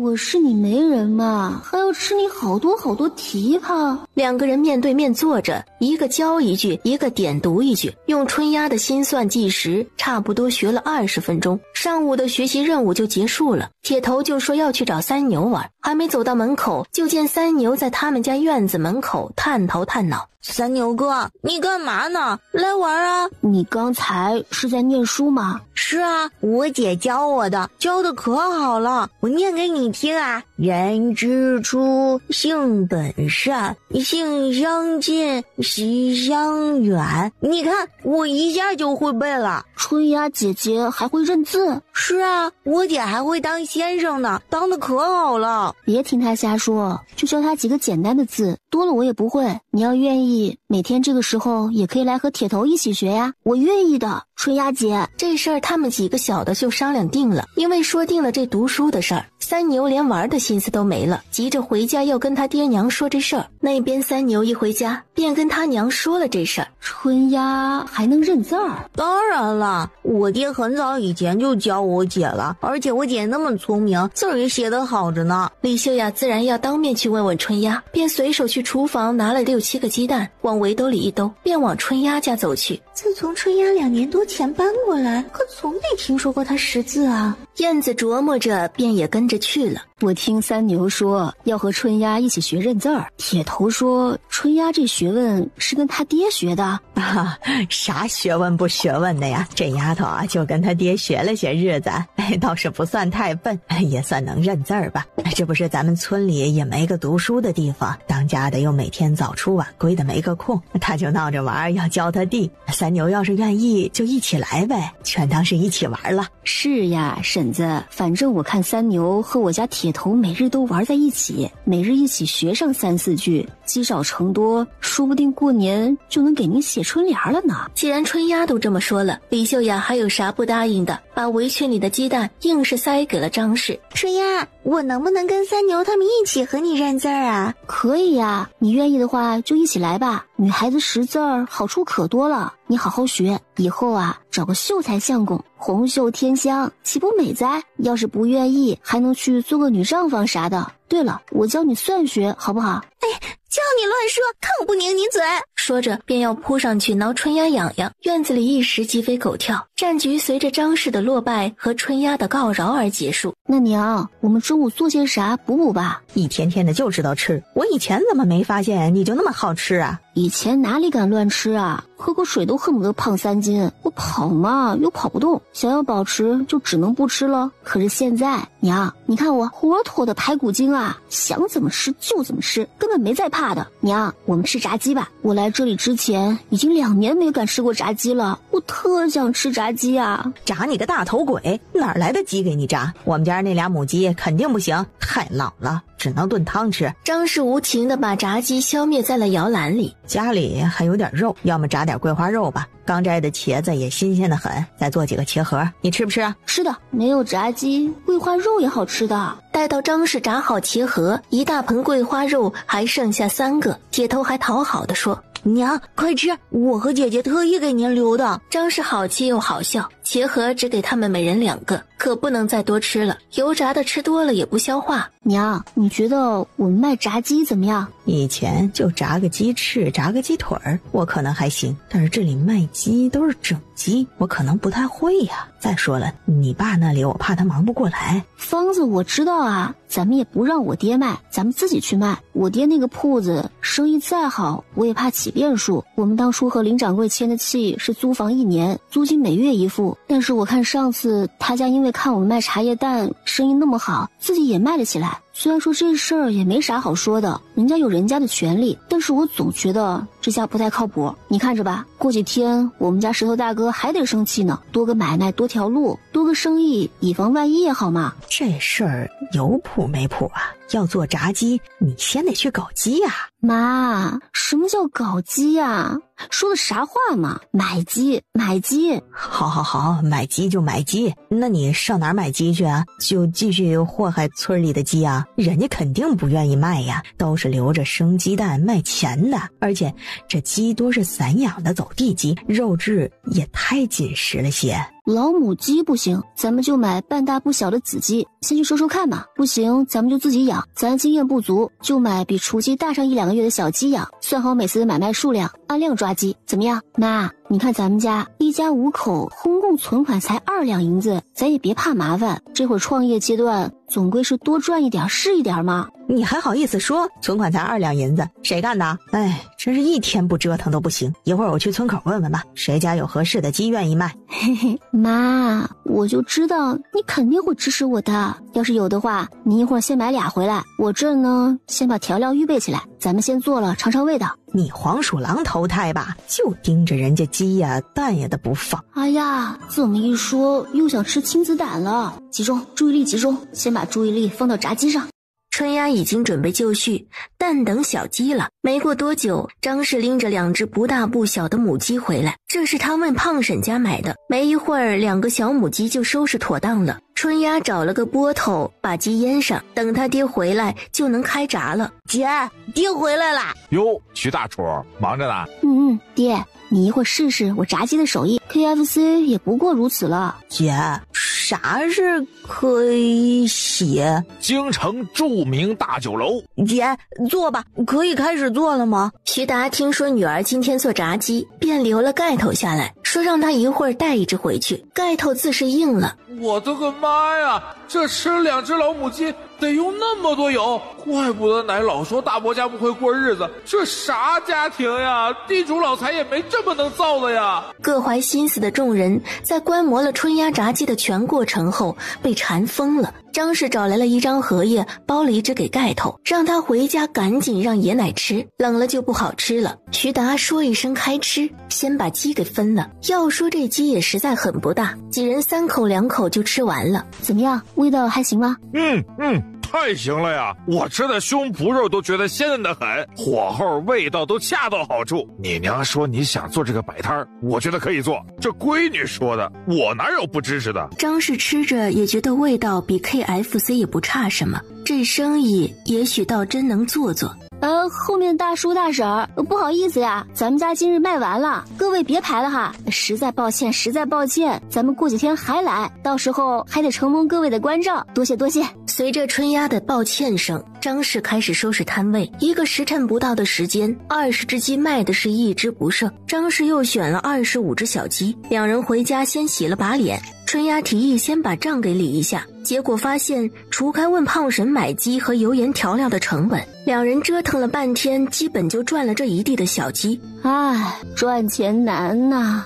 以后自己养的话，成本应该会少些，可是咱们家自己又没粮食，这谷啊糠啊都得买，还得搭进去不少人力，也不知道值不值得这么折腾。我来算算啊，自己养鸡的话，从买进到卖出差不多得养2个月左右，每只鸡平均每日消耗饲料大概是40克，鸡食就谷糠麦麸为主嘛，掺和点菜叶啥的。不过这鸡也不能养得太瘦，偶尔撒2把米呀谷啊也得要。菜叶不用钱，咱们地里随便捡就有了，就糠啊谷啊米啊这些成本，一天用个4-5文的也够了，再加上抓小鸡的成本和中间死个几只，50只鸡养上2个月，300-400文差不多吧。你这都是从哪儿知道的？你以前到底是做贸易的还是开养鸡场的？妈，您难道没听说过一档 CCTV 的王牌节目《致富经》吗？张氏自然不知道这是什么致富经。此时春丫又提出，以后这小鸡也别去买了，干脆就让老宅那边帮忙收蛋孵鸡养鸡一条龙呗，谷饲他们出，每只鸡给5文钱辛苦费。这么算下来，其实成本跟出去买小鸡自己养也差不多。太麻烦人家不太好吧？再说了，这活都让人家干了，咱们自己倒是落得清闲了，人家该怎么想啊？我觉得还是咱们自己来吧。你这样吧，把你想到的这些啊都整理一下思路，符合咱家实际的，目前可以实现的就先写下来，等你爹回来啊，咱们再商量商量到底干点啥，别想到哪儿就干到哪儿。我适应不了你这一会儿跳崖一会儿爬坑的节奏。于是一下午，春丫就在自己的房里写画画，直到他爹回家才将写好他的养家糊口3年计划。石头说隔壁林掌柜家的也开始卖冷面了，不过吃的人不多，对他们影响不大。那大哥，你今天没生气？爹说的没错，这吃食又不是只有我们一家能卖，再说我看他们生意也就那样。春丫，你那酱汁虽然成本高，但好多回头客都说好吃呢。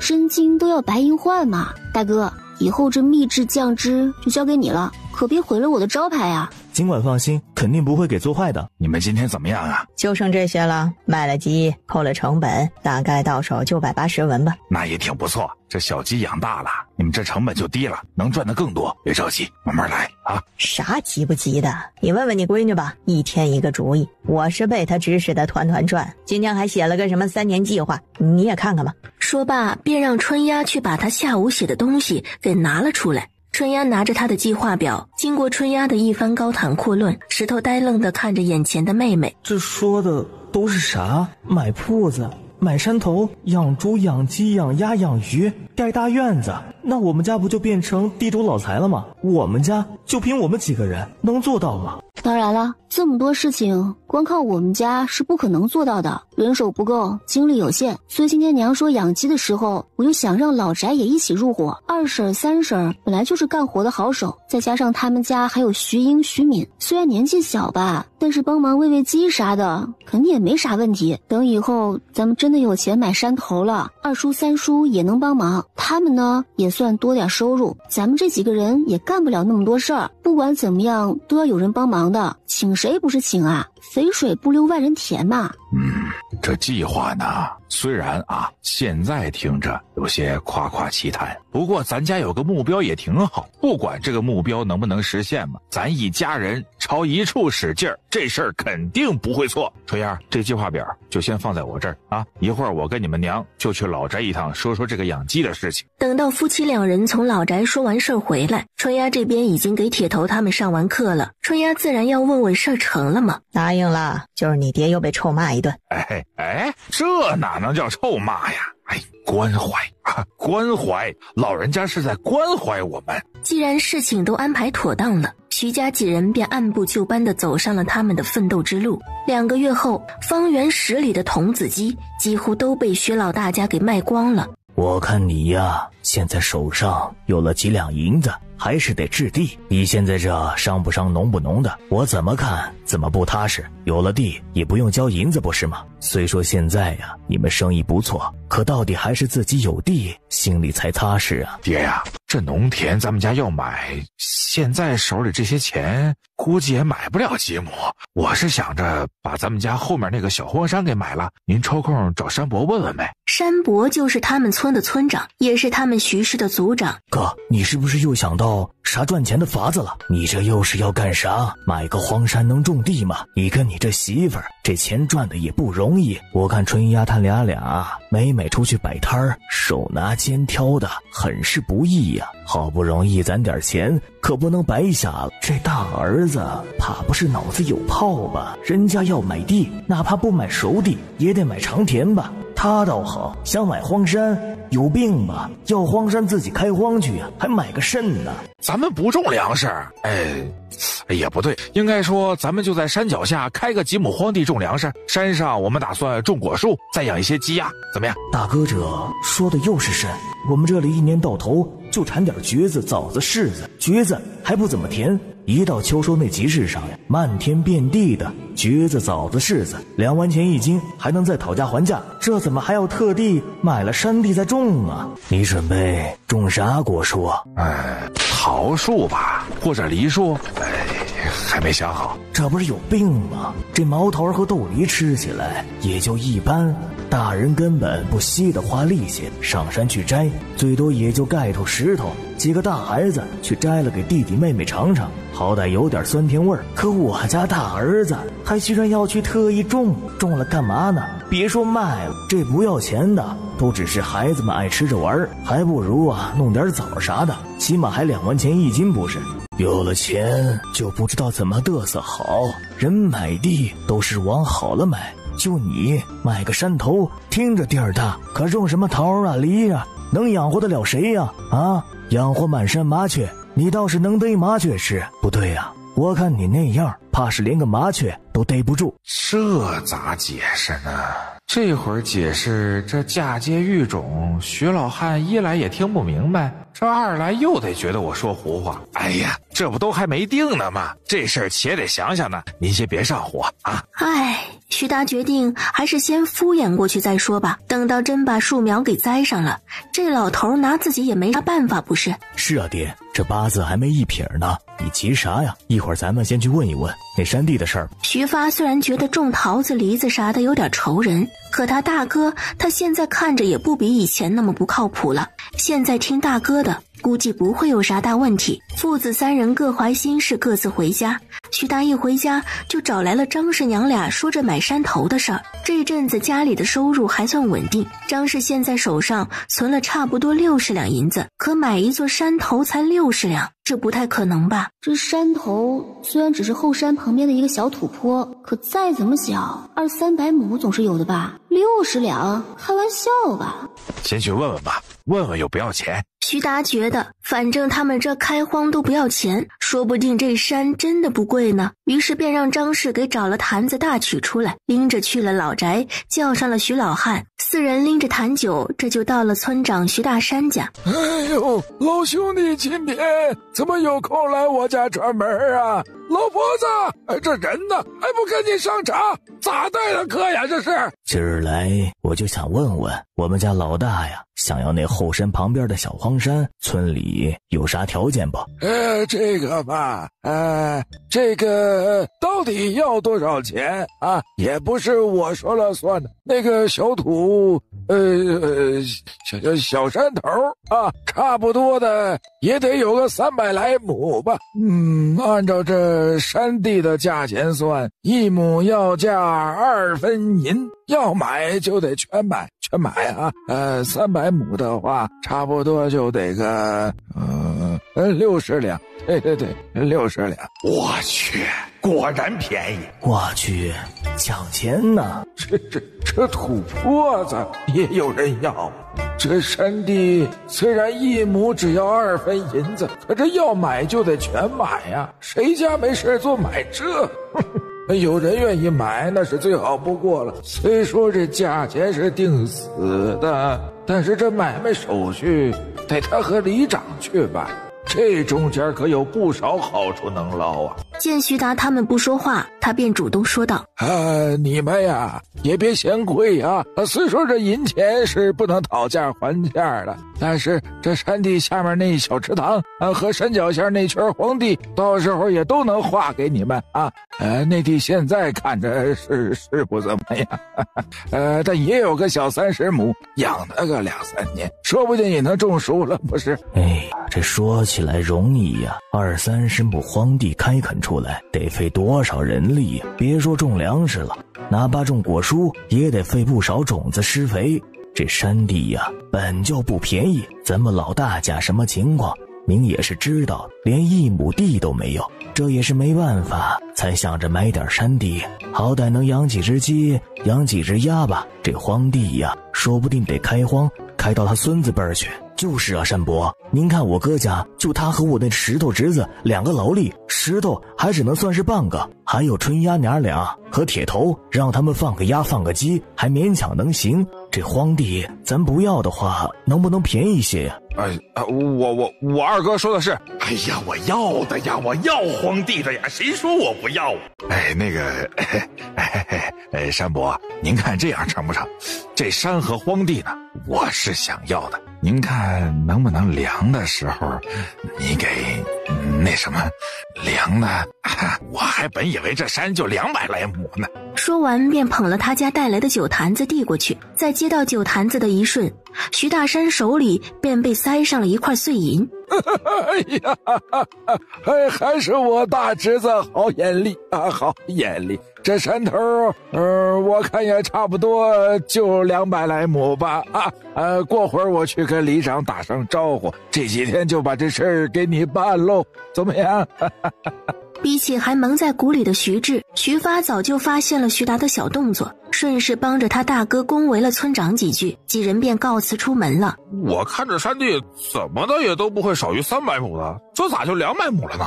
废什么话，你知道个甚，赶紧回家。哥，以后有啥事儿你就尽管说，咱们别的不会，力气还是有的。我呢也不跟你们瞎客气啊，以后麻烦你们的事儿可还真不少，到时候咱们兄弟仨有钱一起赚，有酒一起喝，再给咱爹娘买上几个丫头，让他们也过过地主老财的日子。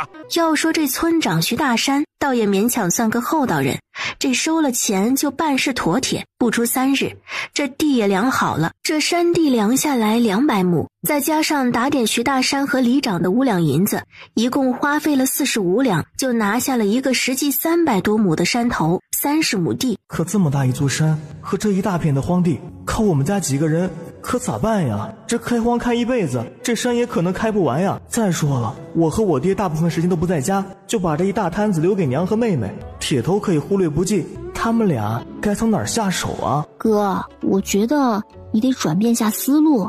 春丫听了石头的愁绪万千，准备耐心引导一下他哥。你不能按照我们个人的劳动能力来限定自己。你想啊，哪怕是县太爷吧，他一个人的能力精力也都是有限的，他不可能一边升堂一边抓贼吧。衙门里有衙役，有师爷，有捕快，有文吏，县太爷只需要把工作给他们分派下去就行了，他要做的就是统筹管理。现在我们家也是一样的，买了个小山，自己开垦那是开的吐血也做不完的，所以我们得把合适的活派给合适的人。我们要做的就是找人派活发工钱。可我们家线下也没那么多钱呀，哪儿雇得起什么人？不要急嘛，慢慢来，钱很快就会有的。你怎么知道钱很快就有了？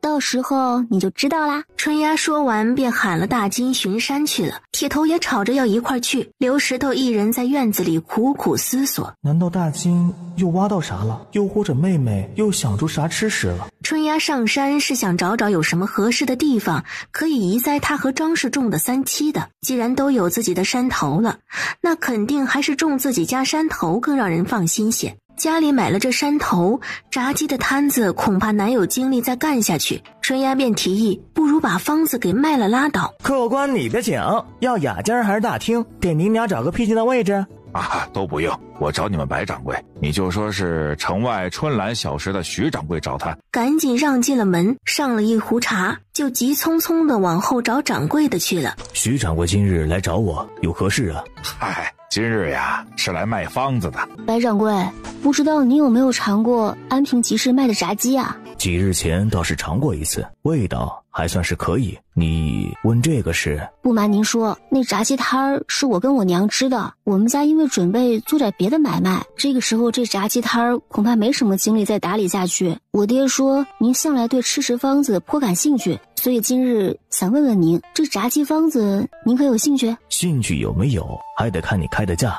价格合适自然有兴趣，价格不合适那就没兴趣了。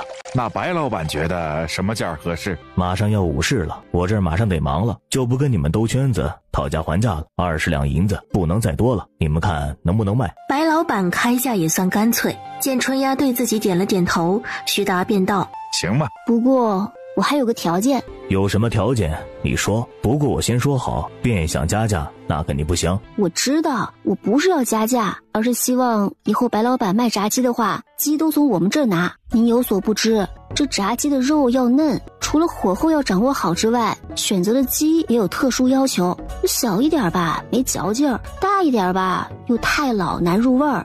您从我们这儿拿鸡，我们肯定是选好了最合适的大小。再一个，您卖炸鸡本来就得去买原材料，我们保证我们卖的价格绝对不比市场上的价格贵，您看成不成？跟你们这里买倒也不算什么难事，就是这鸡的品质你们必须要保证，不然到时候我也得再找上你们。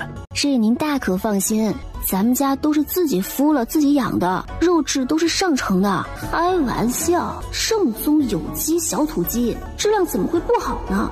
既然说定了，白掌柜便拿出了纸笔，写好了契书，双方签字按手印，这事儿便这么成了。您觉得这炸鸡什么时候最好吃？刚炸好的时候。这么说也没错，不过我还是觉得没吃到的时候，这炸鸡最好吃。哦，你继续说。因为你在没有吃到的时候，会对这个味道充满想象，你脑中会不由自主地为这个炸鸡补充各种你能想象出的好味道。不过一旦你吃过了，这个味道就定型了，味道再好也已经失去了想象。不过当你吃过这个味道且觉得好吃，然后又长时间没能吃到这个味道时，你就会忽略这个吃食所有的缺点，只记得它好吃的那一面。比如你觉得这个炸鸡好吃归好吃，但是可能有些油腻，但是你长久不吃之后吧，就会忘记它的油腻，而只记得它的香脆。你的意思是让客人吃不到，或者说很难吃到？吃不到还买来干嘛？我的确是觉得不要让客人过于容易的吃到更好一些。您这么大的酒楼，一天卖个20-30个也差不多了。这东西吧，反正多吃了也不好，不健康。您说呢？饥饿营销在这里他也不知道能不能行得通，但是对于他要供应鹤仙居童子鸡来说，现阶段最好还是定量。白老板终于在春丫直白的表述之后弄懂了他的意思，想想觉得也有点道理，看得到吃不着，那可不得死命的想吗？徐老弟福气不错呀，养的这闺女可不比儿子差呀。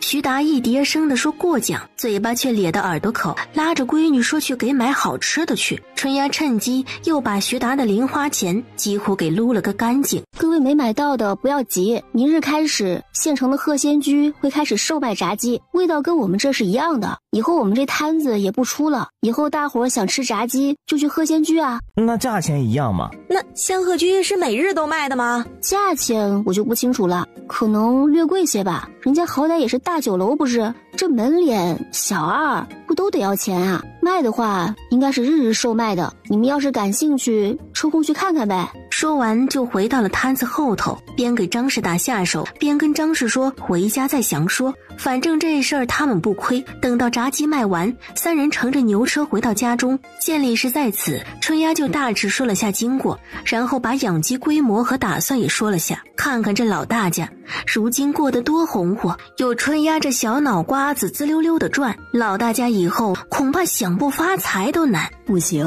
我得赶紧回去跟周氏商量商量，这鸡该怎么样才能更好吃。至于婆婆那儿就先不说了吧，我们这婆婆呀就是嘴太坏，不管有啥事儿一句话没说就得先骂上。大嫂他们要是愿意自然会跟婆婆说，要是本来就不愿意跟婆婆讲，我去说了讨嫌吗？不是，大嫂现在可比婆婆重要多了。喝了2杯茶，李氏便说得回去跟周氏去山上看看哪儿适合养鸡，就先告辞了。接下去的3日，春丫每日都跟着徐达他们去县城教鹤仙居的大师傅做炸鸡。陈师傅，您知道咱们这儿有辣椒吗？辣椒哦，我想呢，怎么听着那么耳熟？有，前阵子卢县令办生辰宴，让我去帮厨，正好见到他们小花园里摆了一溜这盆栽，我也好奇为啥摆那么多。这厨下的人说，县令夫人觉得红红火火看着吉利，才让人放的。那人还跟我说，碰了辣椒的手千万不能揉眼睛，不然啊，就等着被辣的眼瞎吧。盆栽？这后世大行其道的辣味儿，现在居然还只是个盆栽，而且还在县令家种着，那可不太好弄到啊。你喜欢这个？要是想要的话，我倒是能给你弄一些过来。我跟县令家管厨房的吴管事还挺熟的。哎，不过你咋喜欢这个呀？我以前听我爷爷说到过，他说蜀地有人吃这个鲜香麻辣中的辣，据说蜀地不是用胡椒，而是用这辣椒，我就有些好奇。哦，那我可也得见识见识。哎，这样吧，我改天让人带一盆出来给你，你如果得了新的调料，也给我试试。一言为定，您要是得了辣椒，就让人给我爹捎个信儿吧。对了，还想跟您打听件事儿。你这丫头要打听的事儿还真不少，说吧，还有什么事儿？您听说过咱们这有狼桃吗？其实春丫也就是瞎打听打听，有就最好，能多点味型，以备不时之需也好。你个小孩子家的打听这做甚？那可不能随便尝啊！听说可毒了，而且咱们这儿也没有。闽南一带多瘴气，才有这种毒物。哦，所以现在这个时代，辣椒是盆栽，番茄是毒物嘛？看来这古代美食之灵缺的就是我的加入了。离开了鹤仙居，春丫拎着食盒回了自家铺子，还未到近前，远远就听到石头的声音。你们到底讲不讲信用？我们做啥你们就偷学着做，我们也没说啥，现在居然还想赶我们走，我们可是签了契的。啥气不气的我可不知道，我就知道这是我家的门面，我现在就不想租给你们了，赶紧给我滚！我说林掌柜，这契是您跟我签的，现在想不认账，把自己婆娘推出来当挡箭牌，那不合适吧？我不想租给你们了，你们还是走吧。不是，这契上可写的清清楚楚，租期1年，这谁要毁约，须得多给2个月的租金当违约金。钱是从鞋子里穿了出来，把拍在桌子上的契约给直接塞进了嘴里，嚼也不嚼，直接伸了伸喉咙给吞了进去。什么狗屁契约不契约的，没有的事儿，趁我还没叫人来赶，你们麻利点自己滚吧。没想到呀，林掌柜家都是他婆娘说的算。那可不，你看林掌柜那样，鹌鹑似的，哪儿打得过这泼妇哦？哎呀，你说这林掌柜看着平日里和和气气的，倒没想到是个黑心货。那边钱氏也不跟围观的人对骂，只盯着徐达石头一遍遍的狠滚。实在忍无可忍的春丫大喊了一声：“你这人是不是傻子呀？”嘿，你这小娘贫，骂谁傻子呢？骂的就是你，又傻又蠢又口臭，你是不是二逼呀？谁会没事把契约就随便扔在抽屉里？这都是我自己写的，要多少有多少，你倒是吃啊，别客气。钱氏一时愣住了，知道讲理自己肯定是讲不赢了，索性拍了大腿往地上一滚，开始哭爹喊娘起来。一时说徐达他们是强盗，要抢自己的铺子，一时又说春丫是个有娘生没娘养的小骚逼。嘿，姓林呐，你又不是个龟儿子，今天就站出来把事给我结了。要是你不愿意了事，咱们就官府见。对，走去官府，去官府，看看这钱事能不能还在衙门里撒泼。林掌柜，别的我也不多说了啊。今日你我既然已经闹到这个地步，那就好聚好散。契约上本来写的就是如若违约就罚2个月的租金，现下我也不要你2个月租金了，你就把这月的租金退给我，我们这就走。说好了啊，你的东西我们一概不要，但是我们的东西都得搬走。行，就这么办。但是你们今日就得搬走。行，今日营业结束，我们自然会收拾东西走的。林掌柜见他们答应了，甩下2罐并几10个散的铜钱，头也不回地走了。闹剧结束了，围观的众人也都不痛不痒地安慰了徐达几句，各自散了。